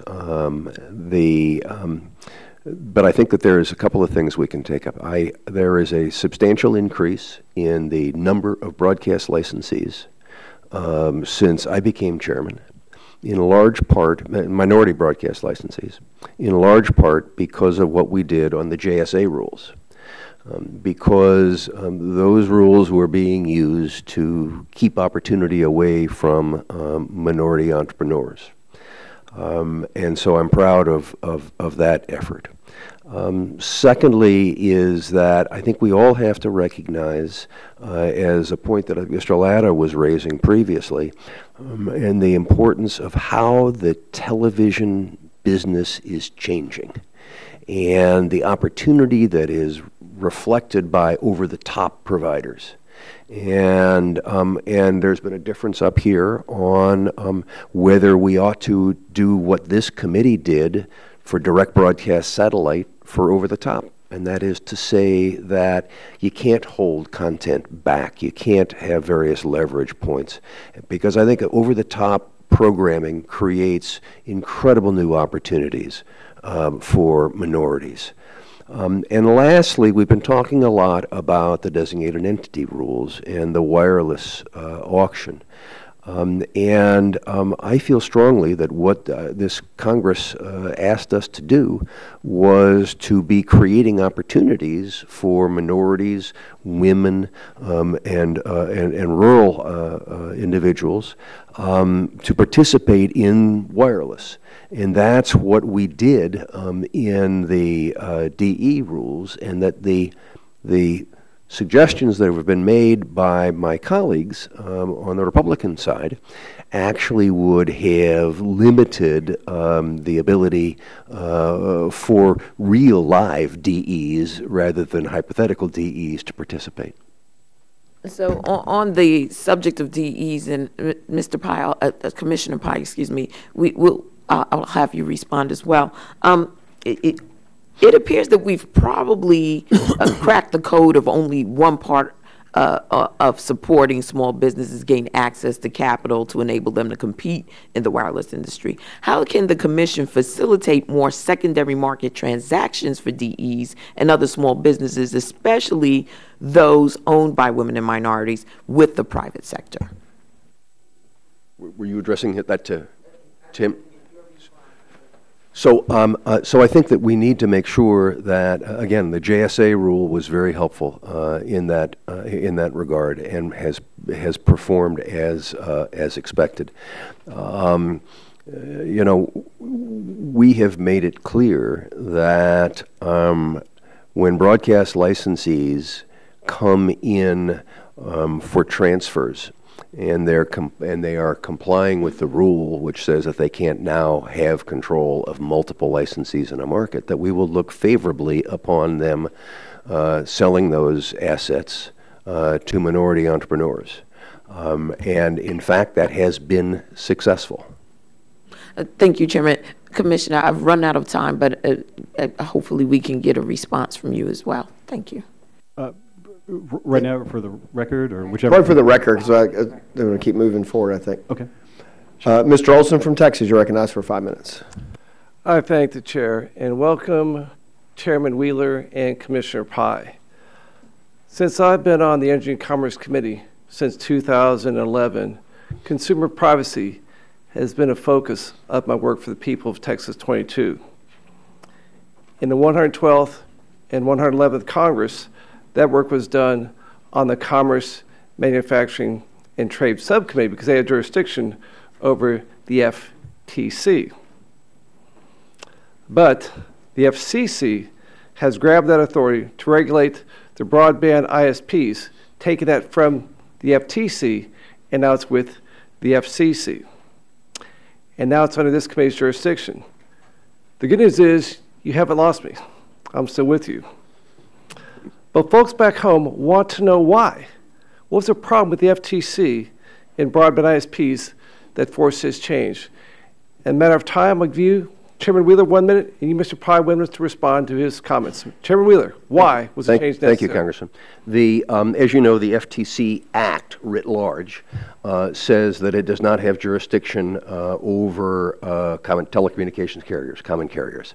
And so when we said that ISPs were telecommunications carriers, it triggered that.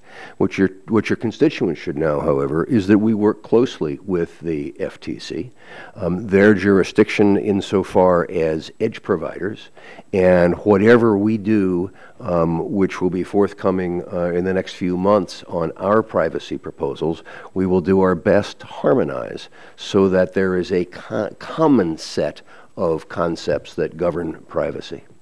Okay, great. That gave me some time back. Mr. Pai, your response, Commissioner Pai. Congressman, unfortunately, the FCC's reclassification of Internet service providers as common carriers had a twofold hit on consumers. First, it deprived the FTC of jurisdiction, as the chairman has pointed out, because of the common carrier exemption, jurisdiction that the FTC has explicitly been given congressional authorization for under things like COPPA. Secondly, because the FCC then arrogated that issue for itself, unfortunately, our authority under the statute is relatively circumscribed. As you pointed out, Section 222 at CP&I, a pretty narrow, arcane piece of the privacy puzzle, if you will. So we don't actually have any rules in place.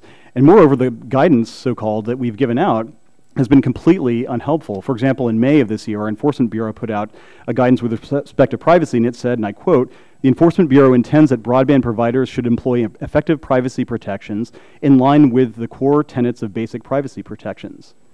What does that mean? I have no idea. ISPs have no idea. Consumers have no idea. I have no idea. So I would rather have let the experts of the FTC, who have protected consumers low these many years, handle this issue based on law that you have given them. And so you believe it's important that the FTC has the expertise to handle these issues as opposed to the FCC, correct? Expertise and legal authority, yes. Okay, and the chairman talked another issue about privacy and edge providers.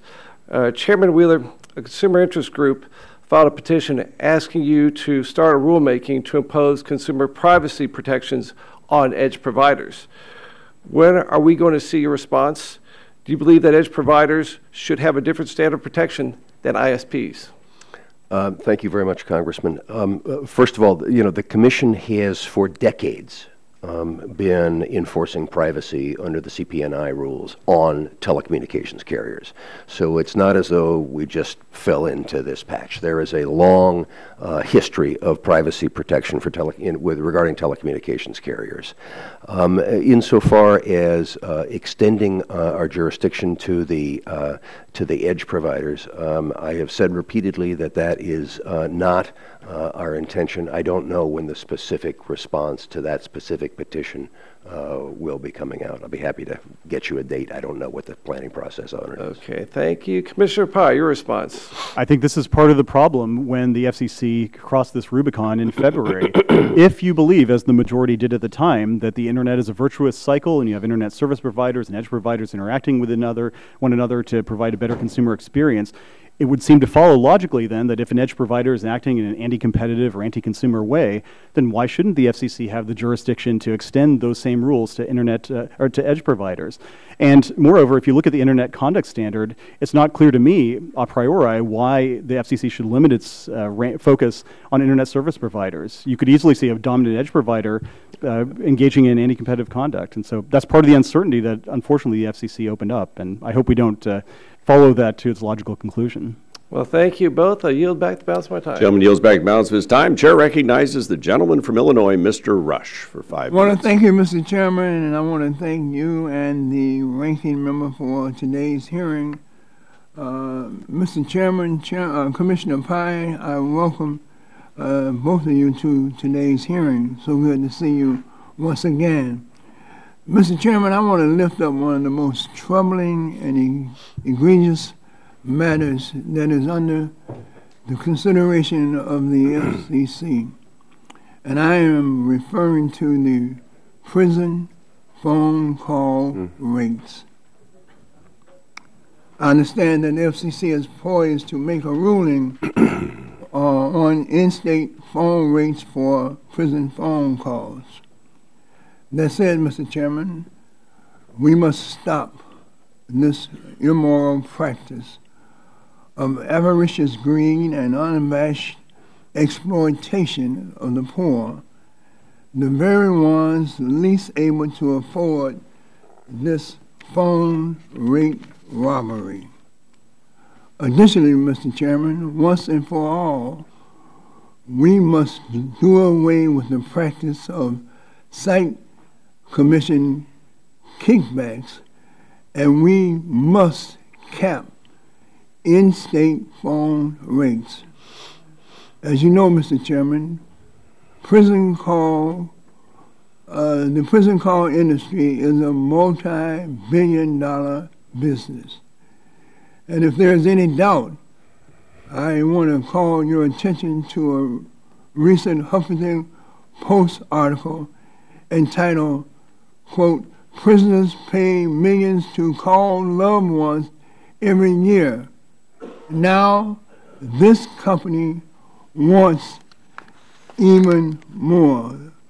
This article referenced how Securius, a company called Securius, the second largest company in the prison phone call rate industry, Securius bragged to its investors about its $404.6 million future profits on the backs of the very same poor.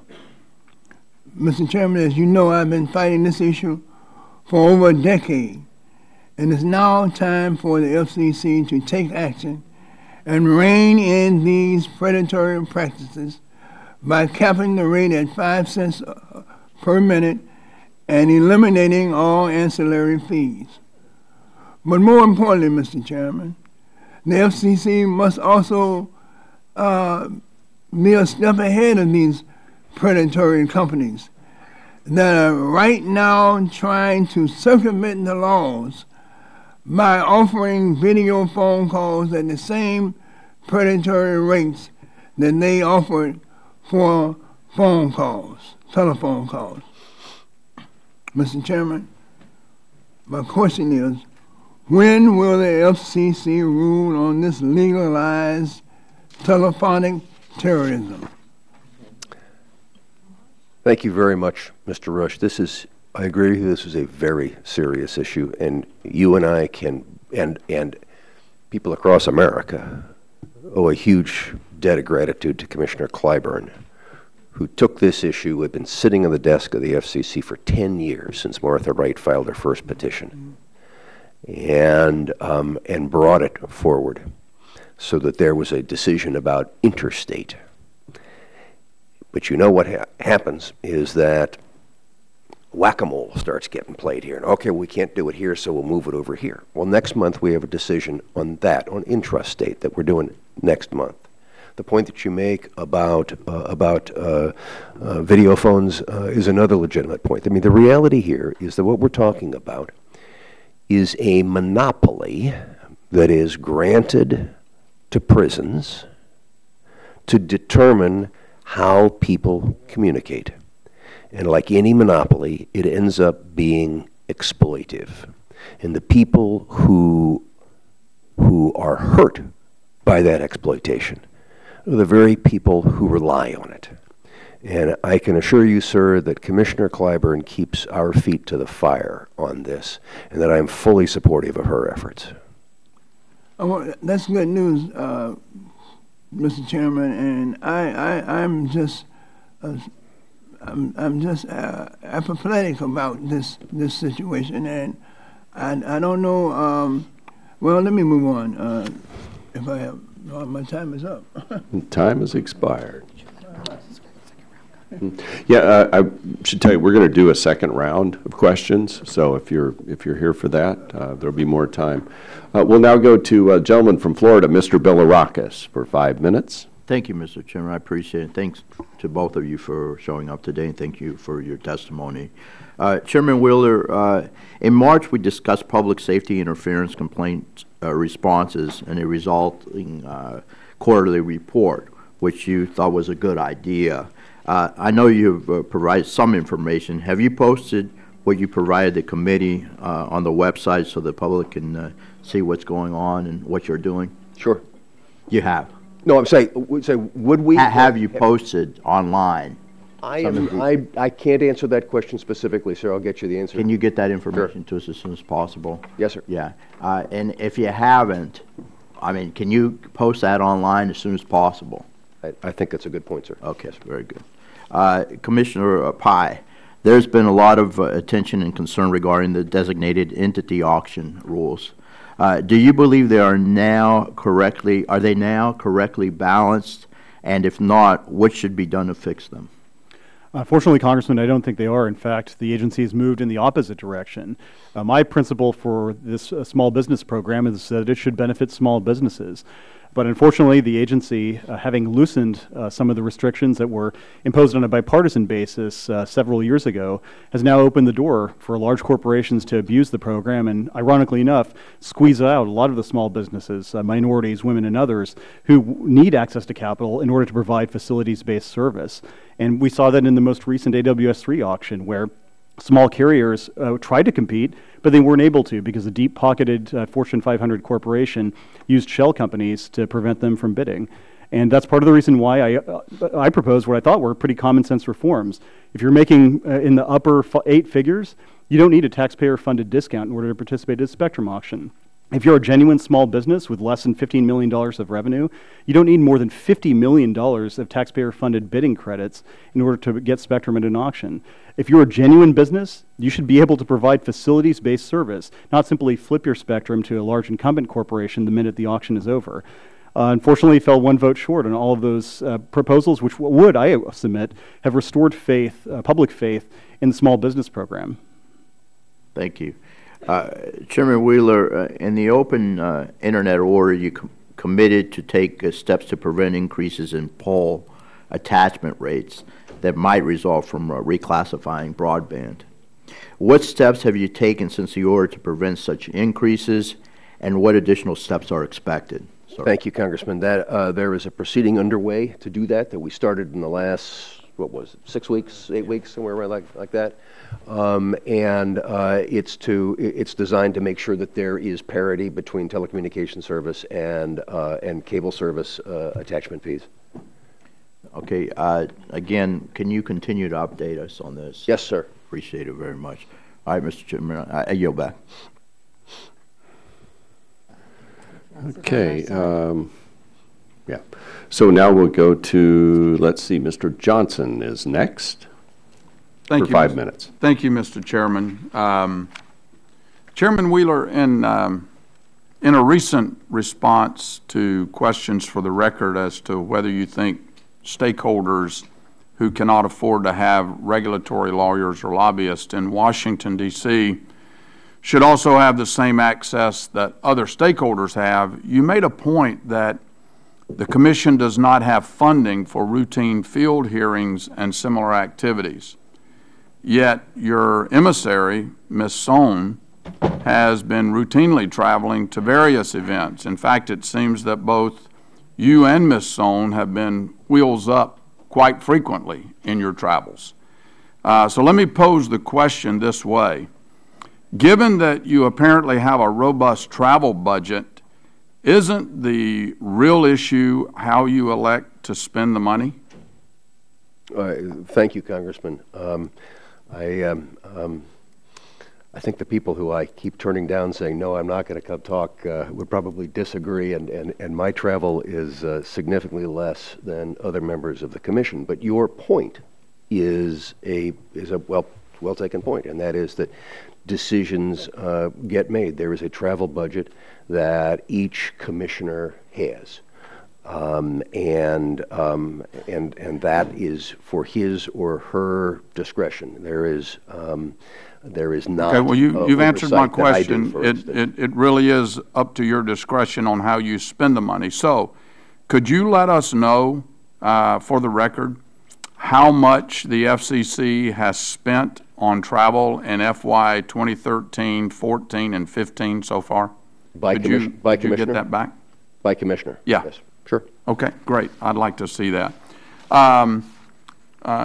Commissioner Pai, I was listening closely to your discussion with my colleague, Mr. Bilirakis, regarding the designated entity program. And I'm really struggling a bit with Commissioner Wheeler's, our Chairman Wheeler's decision to eliminate the attributable material relationship rule and the facilities requirement in the competitive bidding rules for a couple of reasons, and you pointed those out. You made a compelling case that this sets the state for arbitrage. So how are we going to prevent that from happening? What actions does the Commission need to take to make sure that these rural small carriers are able to get the credits that the designated entity program was designed to give them, so that they can serve those underserved, unserved areas? Thanks for the question, Congressman. I think, to be honest, we first need to return to the status quo before the most recent decision, and we need to adopt some common sense reforms to make sure that large corporations don't game the system again.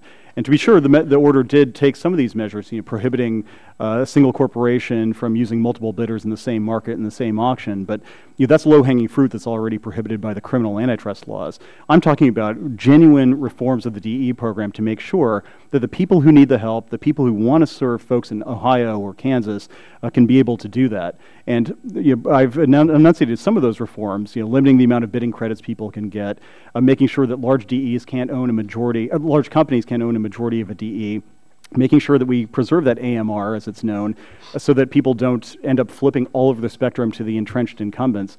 Those are the kinds of common sense reforms that don't have a partisan affiliation to them. And I think, I wish the majority had agreed with me. Yeah, well, I can tell you that it's a real concern for me, and I'm sure other colleagues that represent rural areas of the country. I've got high school students that don't have access to broadband internet service, and as a result, they have to either go to a public library nearby or some other location maybe to where they can get a wireless signal or something like that, to do their homework, to do research, to do that kind of thing. And this is 2015, for crying out loud. If I could just add a coda, that one of the reasons why the facilities-based requirement is so important is because in a lot of cases, the larger providers don't see the business case in building out to that school or to that area, whereas a smaller rural provider who actually does want to connect those folks to the internet wirelessly, they have a strong incentive to make sure that those folks are connected. And so when those rural providers are squeezed out because there's no more facilities-based requirement and speculators can come in and take the spectrum and flip it to the big incumbents, that really does impact those consumers. Okay. All right. Well, thank you, Mr. Chairman. I yield back. Thank you. And now we go to the gentleman from Missouri, Mr. Long, for 5 minutes. Thank you, Mr. Chairman, and thank you all for being here today. Mr. Chairman, or Chairman Wheeler, on July 24th, 4 days ago, your agency announced that granted with conditions approval of the transfer of control licenses and authorizations from DirecTV to AT&T. We hear much about your agency's 180-day shot clock for reviewing such transfers, yet your agency's conditional grant of approval took over twice that amount of time, as you're well aware, over 400 days. I've got some questions that I'd like to have answers to. Number one, what's the point of the shot clock?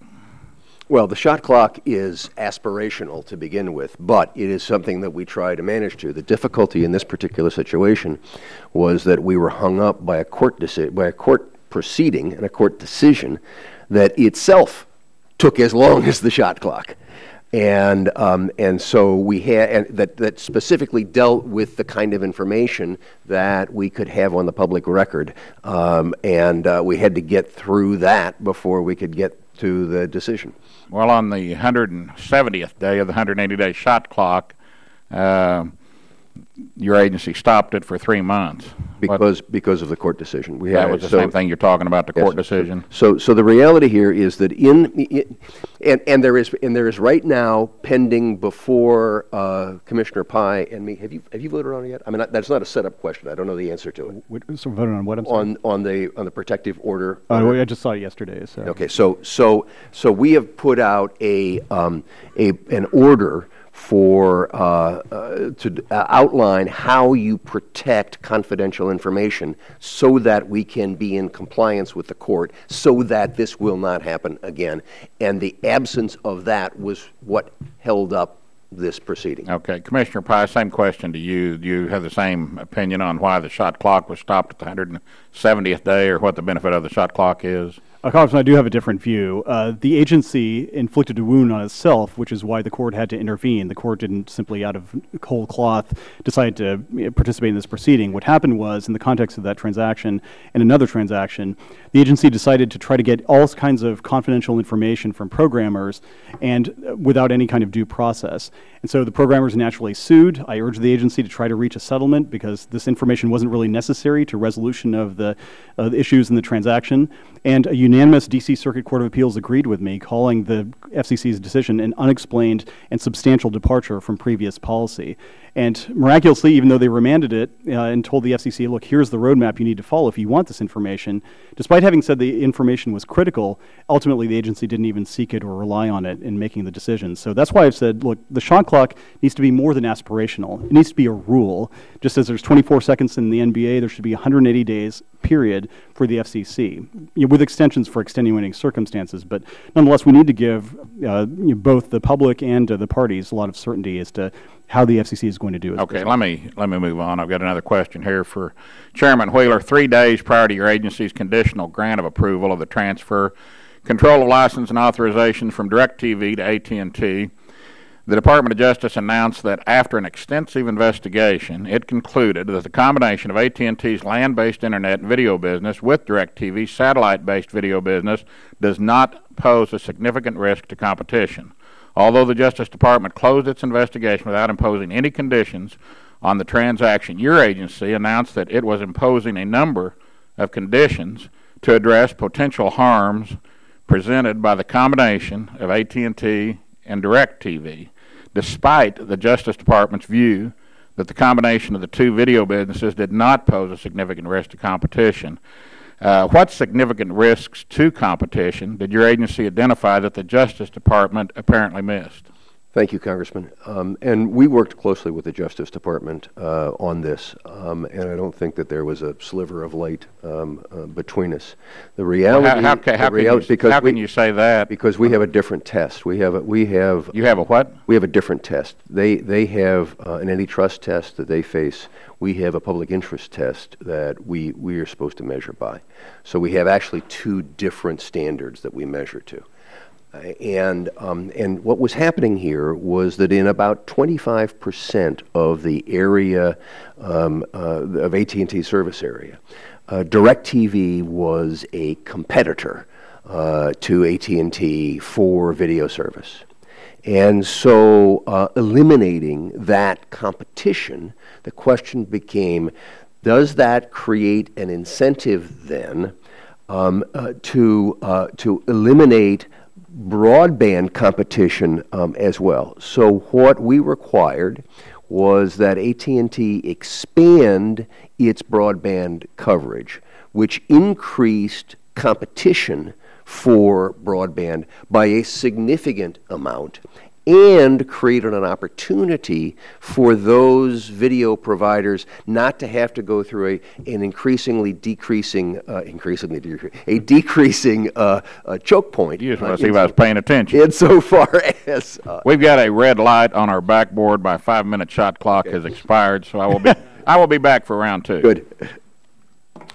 Chair now recognizes the gentleman from New York, Mr. Collins. Thank you, Mr. Chairman. Mr. Wheeler, the big issue that I've been involved in is pirate radio, which you may know, and back in early June, pretty much every New York member of Congress, as well as New Jersey, sent you a letter. And while the issue may not be a terrible issue, in some parts of the country, it truly is in New York City, as evidenced by not often you can get 27 members of New York to agree, upstate, downstate. We're like two different worlds. So I guess to sum it up, we're extraordinarily disappointed that the FCC has clearly said it's not a priority. We got the letter just from you yesterday, and I understand budget concerns, and I guess what I'm the point I want to emphasize is this is an issue, even though it's not to you, and you are the chairman.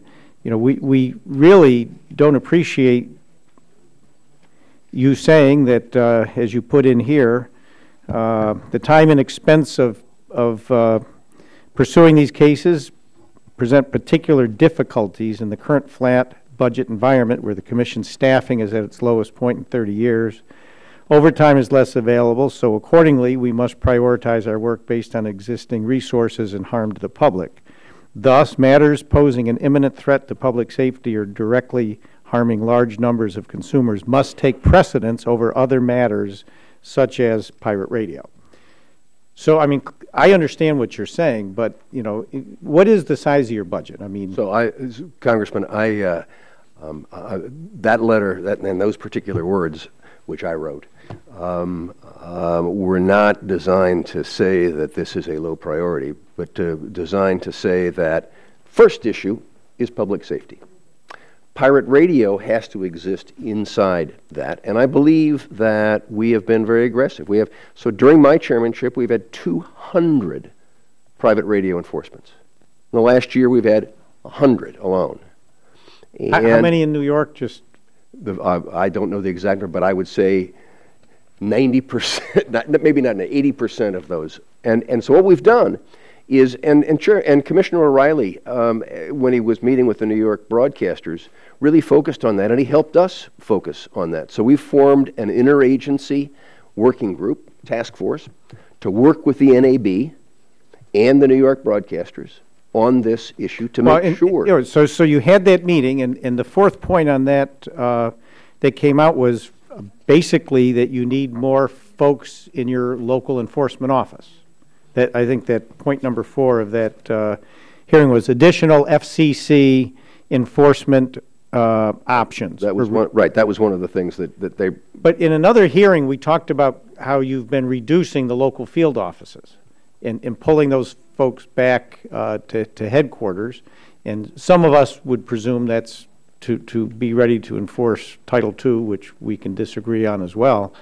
But it seems a little disingenuous, and our big concern is words are words, actions are actions, and the actions have not convinced me, and I think other members, that it is at all a priority. Your letter, while it said maybe someday if we've got nothing else to do, we'll see what we might want to find in pirate radio, it's a low priority for the FCC. If that's how you interpret it, I apologize, because that's not what was meant. There is, so the New York office, the Boston office, and the Miami office, which is where pirate radio tends to exist, those three areas. This is a whack-a-mole. I keep using the whack-a-mole today, but this is a whack-a-mole kind of Well, sure, situation. that's what pirate radio is. Where people keep moving around. Now, so one of the things I think that I encouraged in that letter is that Congress can also be helpful, because we can go and shut somebody down, and he or she moves to this spot, and boom, they're up again, and we're just constantly chasing. If Congress could also make it illegal to aid and abet the carrying out of this, and I think that's also what the NAB group has recommended. If we can get at those who are aiding and abetting, because there's a cabal that pulls this off, right? Well, you moved to my apartment over here, you moved to this space over here, and then you go to see the people. Oh, we didn't know anything about this, you know.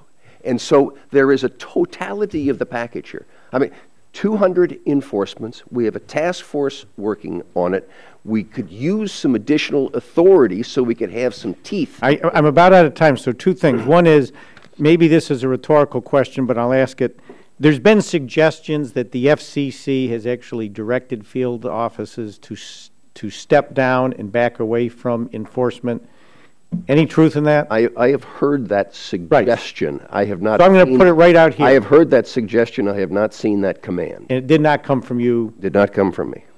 Could you provide me the language that you might suggest? Because I can appreciate, don't bring me a problem without a solution. Can you bring me the language that we might put in to some other legislation that would assist you on the pirate radio issue? Thank you, sir. It is an important issue for us in New York, and we just don't want to be the last thing on Friday afternoon at 4:59. Somebody said, I have 1 minute till I go home. Let me see what I can do on pirate radio. Yes, sir. Thank you. I yield back. Gentleman yields back. Chair now recognizes the gentleman from North Dakota, Mr. Kramer. Thank the chairman and the ranking member once again for suffering along with me as you wait for the last questioner. And thanks to both of you as well. And thank you, Commissioner Pai, for referencing the letter that 114 of my closest friends and I sent to the chairman and to the FCC regarding standalone, and to both of you for addressing it so thoroughly today. And I might just hone in a little bit on some of the finer points regarding the timeline, because in the letter I received, Mr. Chairman, from you yesterday, you often referred to a lack of consensus. There seems to be some consensus. You've pledged that by the end of the year we'll solve this, but we need more consensus from stakeholders. As you both know, of course, the RLEC community presented a plan in 2013, modified somewhat over the last couple of years to meet moving targets. I might ask you, Commissioner Pai, you've offered up, I think your quote from your plan was simple amendments to existing rules as an outcome. And one of the things I've noticed around here, and I've certainly noticed in regulatory bodies, having served on one, we can tend to complicate simple things. My goal is usually the opposite of that. Are there issues in the RLEC plan that prevent this from going forward, or prevent us from utilizing that as the model, or are there other issues that have caused this to take so long that you know of? Thanks for the question, Congressman, and thank you also for your kind words about my proposal, which in turn is modeled on your letter. I think stepping it back to 60,000 feet, I think the problem is basically this. There are a number of problems with the high-cost fund, A, B, C, D, E. Problem A, however, is standalone broadband service. And my position has been, consistent with your letter and a companion letter in the Senate, that let's adopt targeted changes to our rules to make sure that rate of return carriers aren't penalized for offering broadband as a standalone service.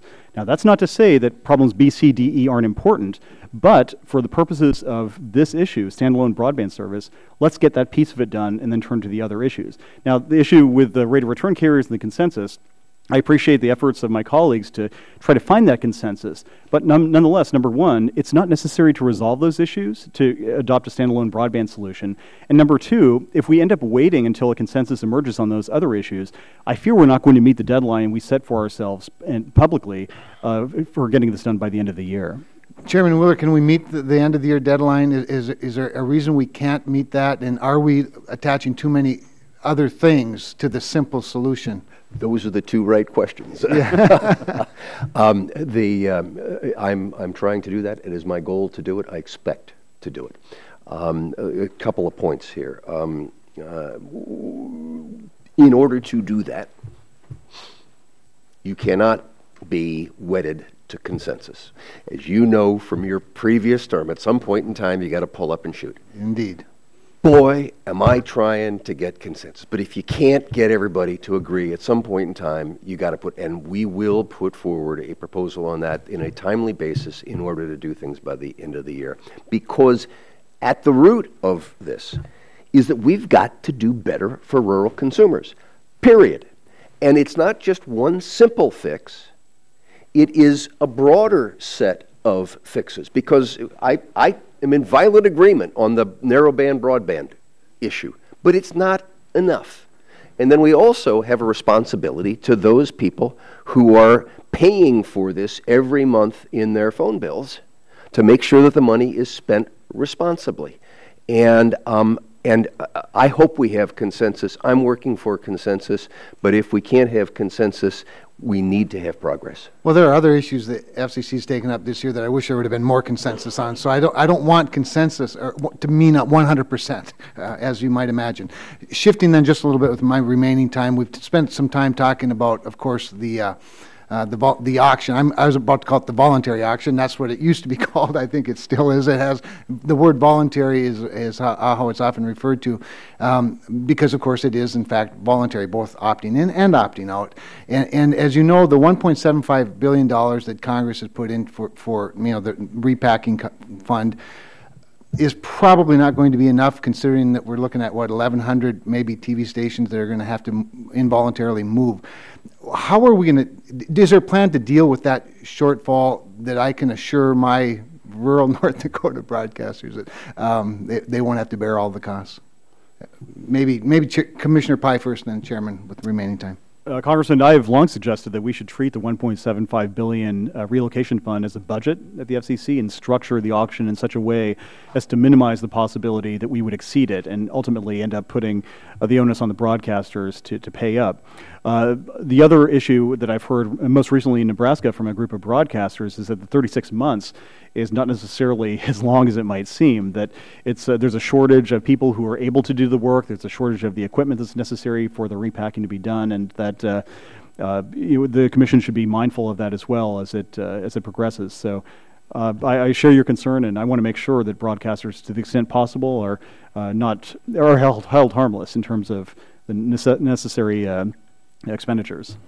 Chairman, do you want to speak over the red light? Commissioner Pye has identified the key issue, and that is we do need to make sure that we have to live within a budget. We want to manage things within a budget. You gave us that number. We can't change that number, and we've got to come up with a program that'll make it work. Thank you both. Thank you, Mr. Chairman. And if you hang around, Mr. Kramer, we're going to do a second round. You could be like really quick on the shot clock here. We're now going to go to the gentleman from New Mexico, Mr. Lujan, for 5. Mr. Chairman, thank you so much for having us here today. Ranking Member Eshoo, it's an honor to be here with both of you. Chairman Wheeler, Commissioner Pye, thank you for joining us as well. I appreciate the testimony centered around rural access. As Commissioner Pye said, he's a rural guy. I'm a rural guy. I think Chairman Walden also represents a very rural district, as we talk about many parts of the country that need broadband access and affordability. And you've heard me say this many times, Chairman Wheeler, if we can have connectivity at 30,000 feet when we're flying across the United States in an airplane, there's no reason that we cannot have connectivity when we're on the ground, traveling all across America, not only in rural communities, tribal communities, and states like mine in New Mexico. With that being said, in New Mexico, for example, 77% of those living in rural communities and 89% living in tribal communities lack access to advanced broadband. Chairman Wheeler, as you say in your testimony, you've pursued an aggressive agenda at the FCC that includes reforming the E-rate program, modernizing the Lifeline program, and establishing the Connect America Fund. Can you discuss what this agenda means for people who lack sufficient access to broadband and communication services, not just with build-out, but also with making it more affordable so people are able to take advantage once there's a build-out program? Yes, sir. Thank you, Congressman. And I hope that we can do significantly better than the speeds that are delivered in the air, and that's what we're doing. I have been in New Mexico multiple times, in tribal areas and other very remote areas in New Mexico, to personally visit and talk to the individuals involved.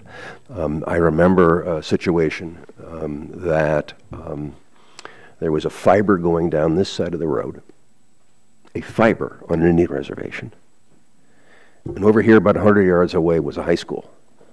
And up here was the library. And they couldn't get a connection from the fiber to the high school because it was cost prohibitive and the E-rate program wasn't paying for that. Now we pay for that. And that's in large part because of these kinds of specific examples that we've seen. We need to make sure this is the case. We also need to make sure that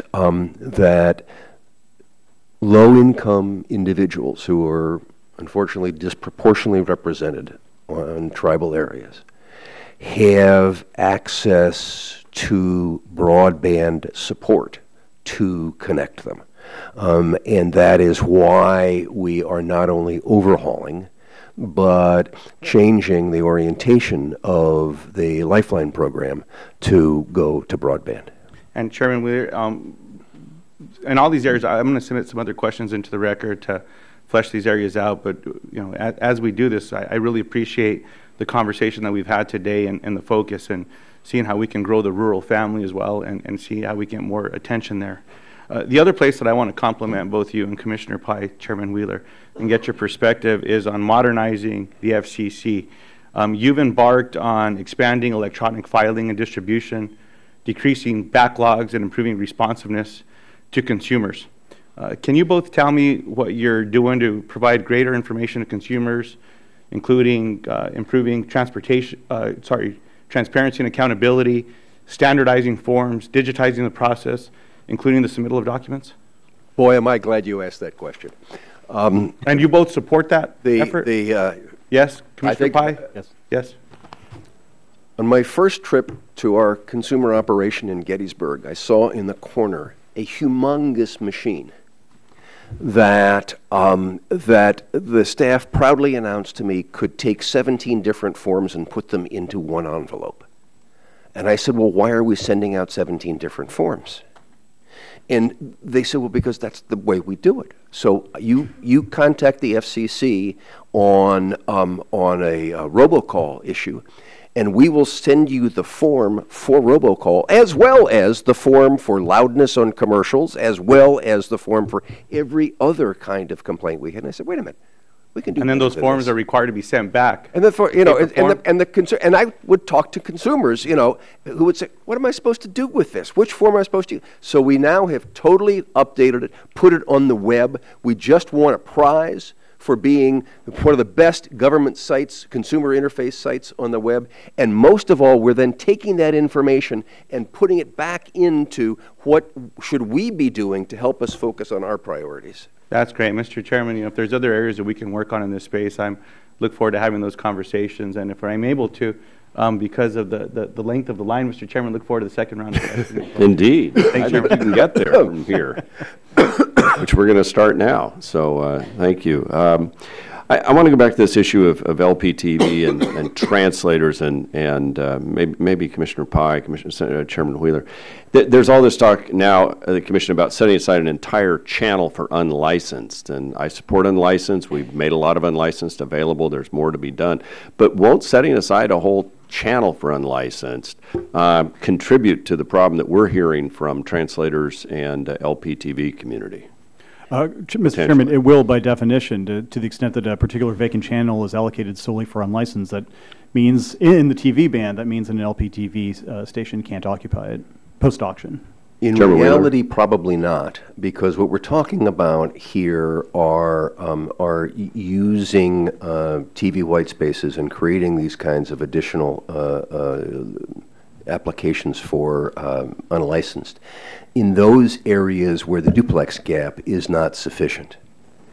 And that's going to be a handful of areas that I doubt will be any areas that are the typical LPTV rural kind of area.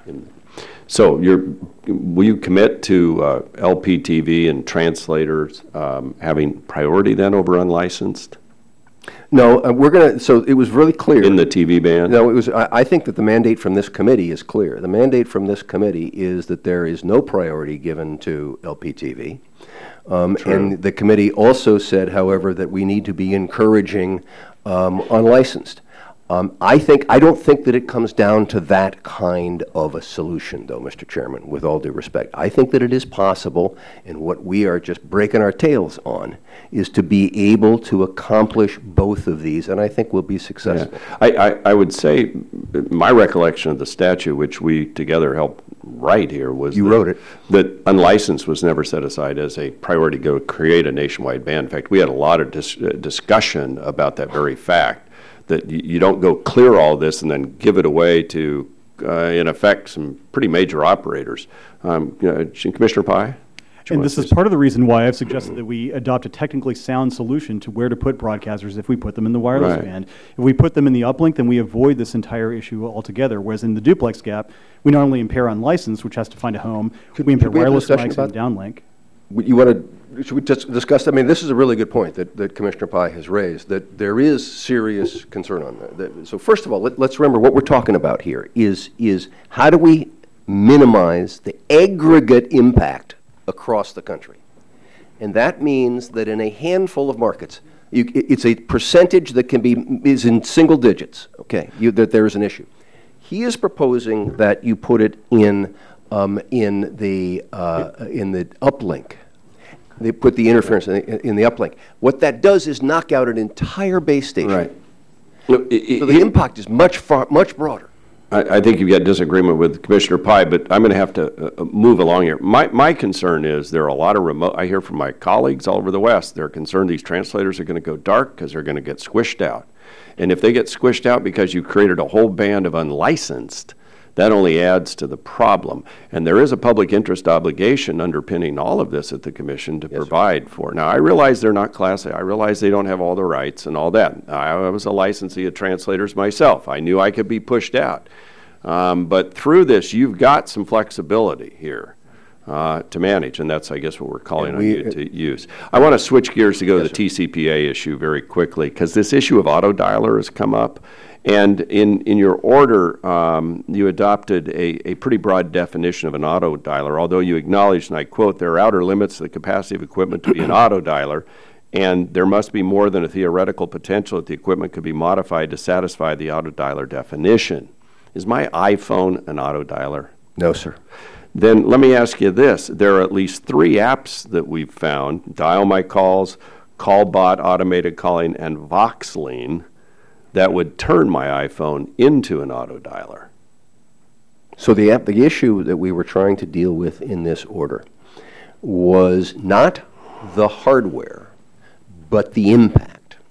Because since Congress acted in 1991, the technology has changed. And what Congress's instructions to us is no contact from auto dialers without permission. But my question this, though, is if I push somebody's name, Chairman Wheeler's, I don't ever dial your number.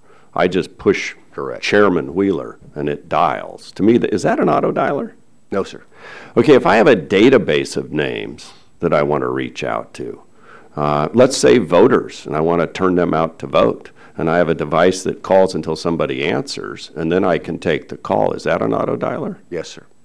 Okay, so I no longer can do that. If I have a teletown hall in my office, which I do, and there's some company that calls all those thousands of people in my district, are they now prohibited from doing this? Unless the consumer has asked to get this. The statute is very explicit. So teletown halls now by members of Congress, and most members do that, are now against? All I'm doing is No, I'm asking you the question. No, sir. That's so right. So those are prohibited, and your contention has always have been? Yes, sir. Wow. That's interesting. That would be news to a lot of people. Commissioner Pai? Mr. Chairman, I think part of the reason why it is indisputable that a smartphone is an auto dialer under the FCC's new interpretation is that if you look at the statute, it says a capacity to randomly or sequentially dial a number. I explicitly said capacity means the actual capacity. The smartphone has in itself, intrinsically, the ability to do that. The majority rejected my argument and said, no, you could download an app, there are all kinds of other things you could do to effectively make the smartphone an auto dialer, even if it isn't intrinsically. And that's part of the reason why literally every communications device, other than the rotary phone, I give the majority credit for accepting those, nonetheless is now subject to TCPA liability as an auto dialer. And that's not good for consumers, that's not good for providers, not good for anybody other than trial lawyers. Well, and we're hearing from others out there who are, I mean, there's this issue with the healthcare exchanges and whether or not insurance companies can follow up and like notify you that it's time for you to come in and have some tests done. I've been told that may be prohibited now. I mean, are you aware of that? Are you hearing those? That's the first I've heard of it, but it doesn't surprise me because now we've seen from a number of different industries, they're just uncertain about what the rules of the road are. Yeah. So understand what we were doing, Mr. Chairman, was responding to a series of petitions. We did not issue a rule. People petitioned us and said, what is the rule? What is your... Right, but you interpreted. And if somebody wants to petition us on the kinds of things you talk about, we can deal with that. Right. On the healthcare issue one, we specifically had an exemption for being able to bank fraud, healthcare, things like this, and for government agencies. And with changing technology, 40% of Americans no longer have a landline, right? Right. I know you spoke out and said basically pollsters could go the way of, blacksmiths, I guess. Well, they have been, right? Well, I guess my point is, so that industry, in effect, in terms of trying to do a random sample, is now put out of business, in effect, right? How do you do a random sample on a poll if you can't randomly sample and dial? So I once sat down with Peter Hart to write a piece exactly on that insofar as wireless, because you can't have random, you can't get to the wireless numbers. You don't know what they are. So that went by the board. The issue here is if you come to us and you say the statute says, which it does, that the only folks who are allowed to be called are those who want to be called. Got it. And I'm supposed to be a strict constructionalist of the statute. Well, we've seen some examples by the court where they would disagree with your interpretation of the statute on other issues, rather violently and directly. And you are constantly encouraging me to be a strict constructionalist. Yeah. Well, I think we're just trying to figure out the impact of your ruling as it relates to consumers. I've gone way beyond my time, but I'll now defer to my colleague from California, Ms. Eshu. Thank you, Mr. Chairman. Well, it's an important discussion, and I think that we need to talk about this some more because it's what went into the statute was like holding a mirror up to the country at that time. In 91, right? In 91. That's a long time ago. That's many, many moons ago when you think of generations of how many generations of technology changes have taken place. So whether someone wants to be a strict constructionist or whatever, I think that we have to have the elasticity to stay up with the times. I mean, each one of us represents 750,000 people. Now, maybe we've got to reach out to every single one of them if we possibly can, but in my view, meeting with people relative to a telephone town hall meeting has been overwhelmingly embraced, not just accepted, but embraced by my constituents. Plus, it saves tons of money, and they get to just ask whatever they want. So these are, I don't think they'd be satisfied, well, this is what the statute says. I think they'd say, change whatever you have to change, but keep up with the changes that are taking place. So it's important. Since we're going into a second round, and maybe it's just the chairman and myself. No, that's the two others. Oh, good. Billy and Ben. I want to talk about your budget. The House appropriators have really screwed the FCC, in plain English, in my view. And I don't think it's funny. I think it's serious. I mean, we had members asking questions today about travel budgets. I think that that whatever you do and however you do it, it would be interesting to see if it tracks along with how members of Congress are allowed to handle their MRA. I don't know, but it may be something for us to discuss. Now, the FY appropriations bill has $315 million in it. That reflects a cut of $25 million below the FY15 enacted level and $73 million below the request. Now, they also have placed in riders that relative to net neutrality and all of that. Now, what I'd like to ask you, Mr. Chairman, is have you had conversations with the appropriators? Is there anyone from the majority here that's been asked to lean in with the appropriators? I mean, we're constantly putting on the FCC and in oversight, all of these issues come up. I don't know who's going to do this work and follow up with every member's request about what they want. You wanted to close offices. Members said don't close them. We need them open. But I mean, there are so many things that are reliant on dollars, and I'm not talking about having a load of extra dough. I'm talking about the agency being able to carry out its responsibilities. So what I'd like to know from you is, have you had conversations with the appropriators on the majority side? Have you had conversations with the majority side here to see what can be worked out with the budget? I don't know, you know, these riders, the president is not going to sign something like that. And at the end of the day, I think that the appropriations process is so messed up around here because we don't have regular order, speaking of transparency and process and all of that, that we're going to end up with an omnibus bill. And if and I think that's what's going to happen. So compare and contrast what your present budget is, because an omnibus really doesn't really allow for that much more, and address for us any conversations or how you're following up with what the appropriators did to the budget of your agency. Thank you, Congresswoman. We've had conversations with everybody who will listen and some who won't. And I mean that only in a flippant remark. I'm not saying people aren't listening. We've talked to this committee. We've talked to their committee. I was honored that the chairman came to the Appropriations Committee, which I think the first time that I've ever known that a chairman has actually come. Second time. I was there last year. Did I? Well, I missed you then. I was right behind you and waved in. So that he's got a record now for being there twice.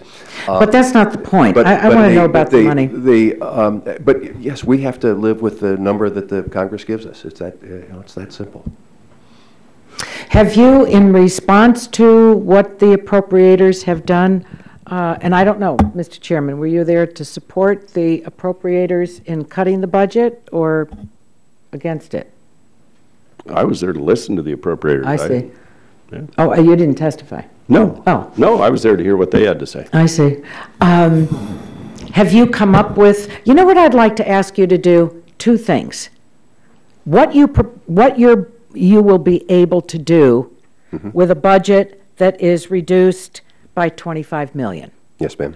And also, and the top line things that you have to do. I mean, we've got to move forward with the auction, with the voluntary auction, and you know, all the top line items. And also, if we have an omnibus bill, what that does, and I look forward to reviewing that. I think it should be sent to everyone on the committee. I would really like to see that, because we're walking into something that I think the members of this subcommittee that have oversight responsibility are going to have to understand that we either have to curb our appetite for giving the FCC assignments, that if they don't have the dollars to carry them out, then they don't have the dollars to carry them out. Something's going to go. Something's going to go. I will tell you one interesting thing. We are currently at the lowest number of full-time employees in modern history for the agency. Thank you. Thank you, gentlelady. Now go to the gentleman from Missouri, Mr. Long. I was very impressed that I got to follow the chairman for the first time. I thought that you hang around long enough. Felt kind of like Sally Field. I thought they really do like me. Then I looked around and no one else was here. So, Commissioner Pye, I've got a question for you. It's been reported that the chief of the Enforcement Bureau has acknowledged that many of his cases fall into the legal gray area, where companies might not even realize they're doing anything wrong. I know you've raised concerns about this. Can you kind of explain your concerns and what could be done to address them? Thanks for the question, Congressman. I think, unfortunately, many of the FCC's more high-profile enforcement initiatives have betrayed that basic principle of due process, and that's not FCC law. That's going back to King John signing the Magna Carta 800 years ago this summer at Runnymede. And I think part of the reason why I've been so outspoken about it is that if private actors, from companies all the way to individuals, don't know what the rules of conduct are, then they have no reason to know that their conduct is violating what the FCC thinks should be the rule. And with respect to certain notices of apparent liability the agency has issued, it's almost more a quest for headlines first, and we'll figure out the law later, if at all. But that has it precisely backwards. To me, we should look at the facts. We should look at what the law is. If there's a gap in the law, let's change it to make sure that people are abiding by what we think is proper conduct. But we can't sanction somebody for violating a rule that they have no reason to know or don't know exists. Okay, thank you. And Chairman Wheeler and Commissioner Pye, to the two of you, I'm curious about the Broadcasters Relocation Fund and how those monies are going to be spent. The fund's currently $1.75 billion, as you know, and obviously that fund was set up to pay for all of the relocation costs of the broadcasters who are required by the FCC to move to a new channel as part of the auction. After examining these issues for the last few years, has the FCC determined how many stations it is able to repack with that $1.75 billion fund?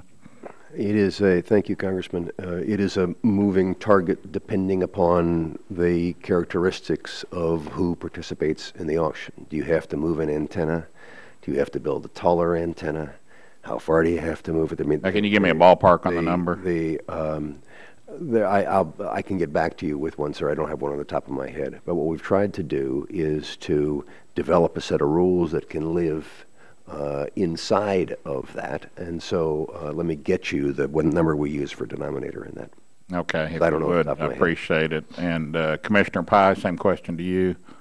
I have heard estimates that it will cost somewhere north of $3 billion to relocate all broadcasters. And if that figure is correct, and we only have $1.75 billion in the relocation fund, then it necessarily follows that broadcasters will be out of pocket for that extra $1.25 billion. And that's something that I hope to avoid, and certainly I'm willing to work with you and the chairman and my colleagues to make sure that doesn't happen. Well, do you have any estimate on the number that the $1.75 billion, that's the number I'm trying to get to, how many that would cover? No, unfortunately I don't, because as the chairman pointed out quite eloquently, that there are a lot of moving parts to this, and every broadcaster is unique.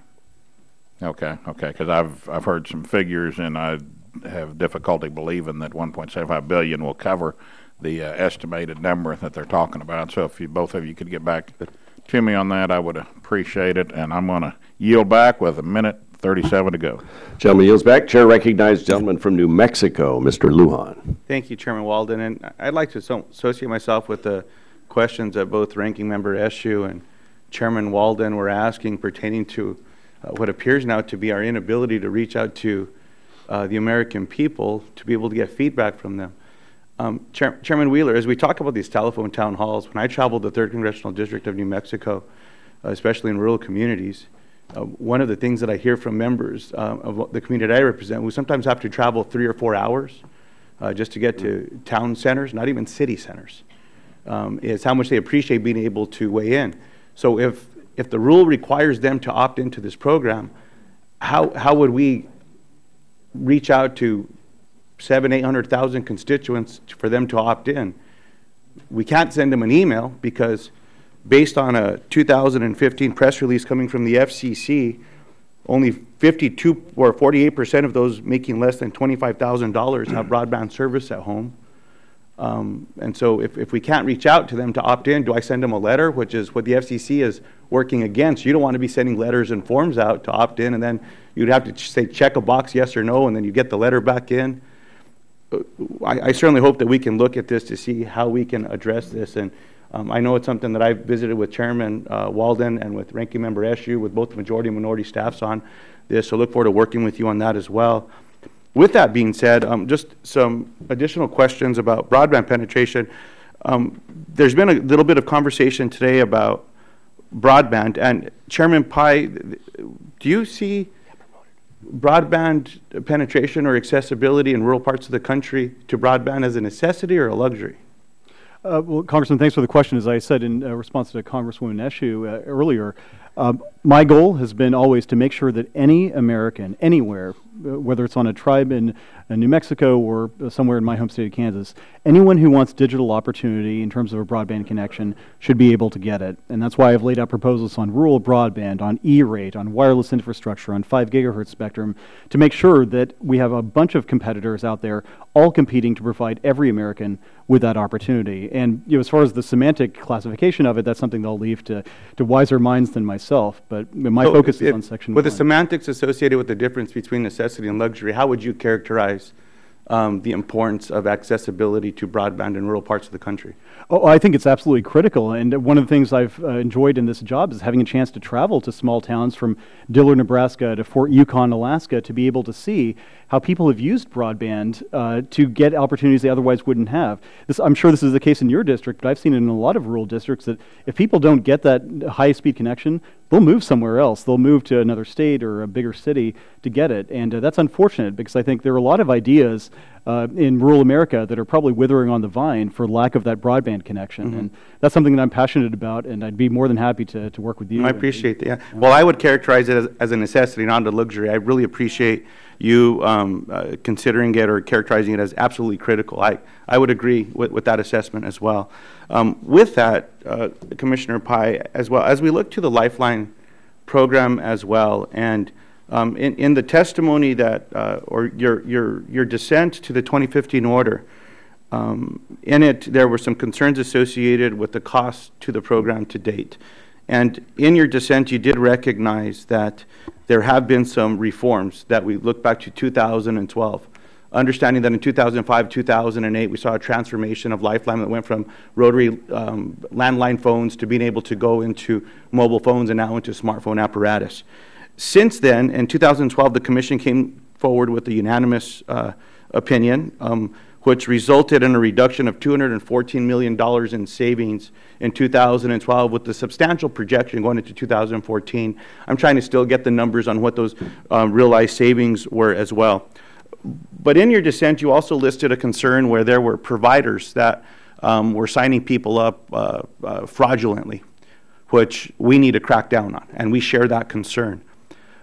But in the 2015 order that you dissented, there was a reform in there that did state that that the FCC would remove the ability for providers to sign people up for Lifeline for verification. Mm-hmm. Is that something that, with that principle, is that something that you agree with? And were there other areas that you disagreed with in the order? But is that something that you could agree with that we could work on together? Oh, I would love to work with you on that. And I do think that verification is a critical issue. I think one of the problems that I cited in my dissent is the fact that fly-by-night operators like Icon Telecom in Oklahoma, they just created so-called Lifeline customers out of whole cloth, got a lot of money for doing it, and the CEO ended up pocketing $20 million and spent it on his own private expenses. And that's something we need to weed out. We need more enforcement action. We need to reform the rules. And we need to have that conversation about how to have a fiscally responsible program. And so I appreciate the reforms the Commission's put in place. The last question I have is, is $1.6 billion the right cap? As you and I share a concern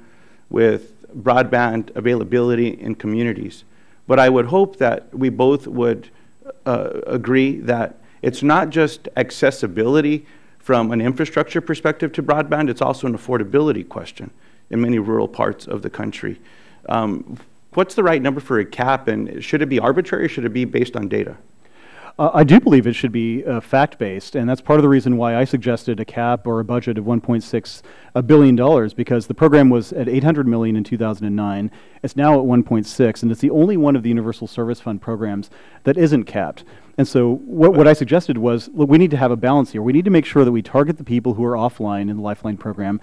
We also have to make sure that we're responsible stewards of the consumers' tax dollars. After all, this is paid for by consumers. And 1.6 seemed to me to be a good conversation, a good starting point to have. But 1.6 is based on last year's numbers. There's no, the only data associated there is that's what the number ramped up, but year to year that number changes, understanding that the inflation from 2008 to 2012 was because the reforms weren't necessarily in place that helped us back that number down with the reforms in 2012 and the recent actions by the FCC in 2015. So, Mr. Chairman, this is an area maybe where we can work on together as well, but I look forward to having more conversations in this space as well. Thank you for the time, Mr. Chairman. Thank you. We appreciate your participation and that of our witnesses. And speaking of outdated data, just in closing, the quadrennial review I referenced in my opening statement is now, I think the last one we got is probably 8 years old. So I hope the Commission will deal with the quadrennial ownership report on a basis as required by statute.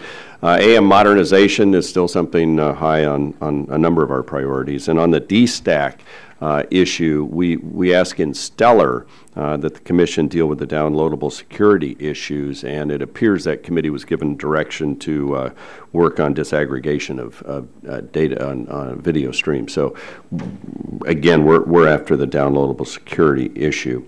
I have one letter to put in the record from Care Payment without objection.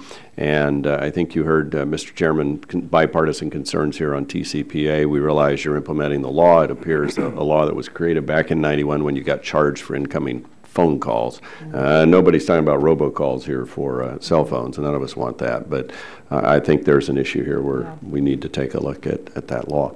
So with that, thank you for your diligence and your patience. And with that, subcommittee stands adjourned. All right, here we go. Yeah. See you later. Yeah, all right. sounds good. Sounds good. Good job, Mr. Chairman. Always. Hello.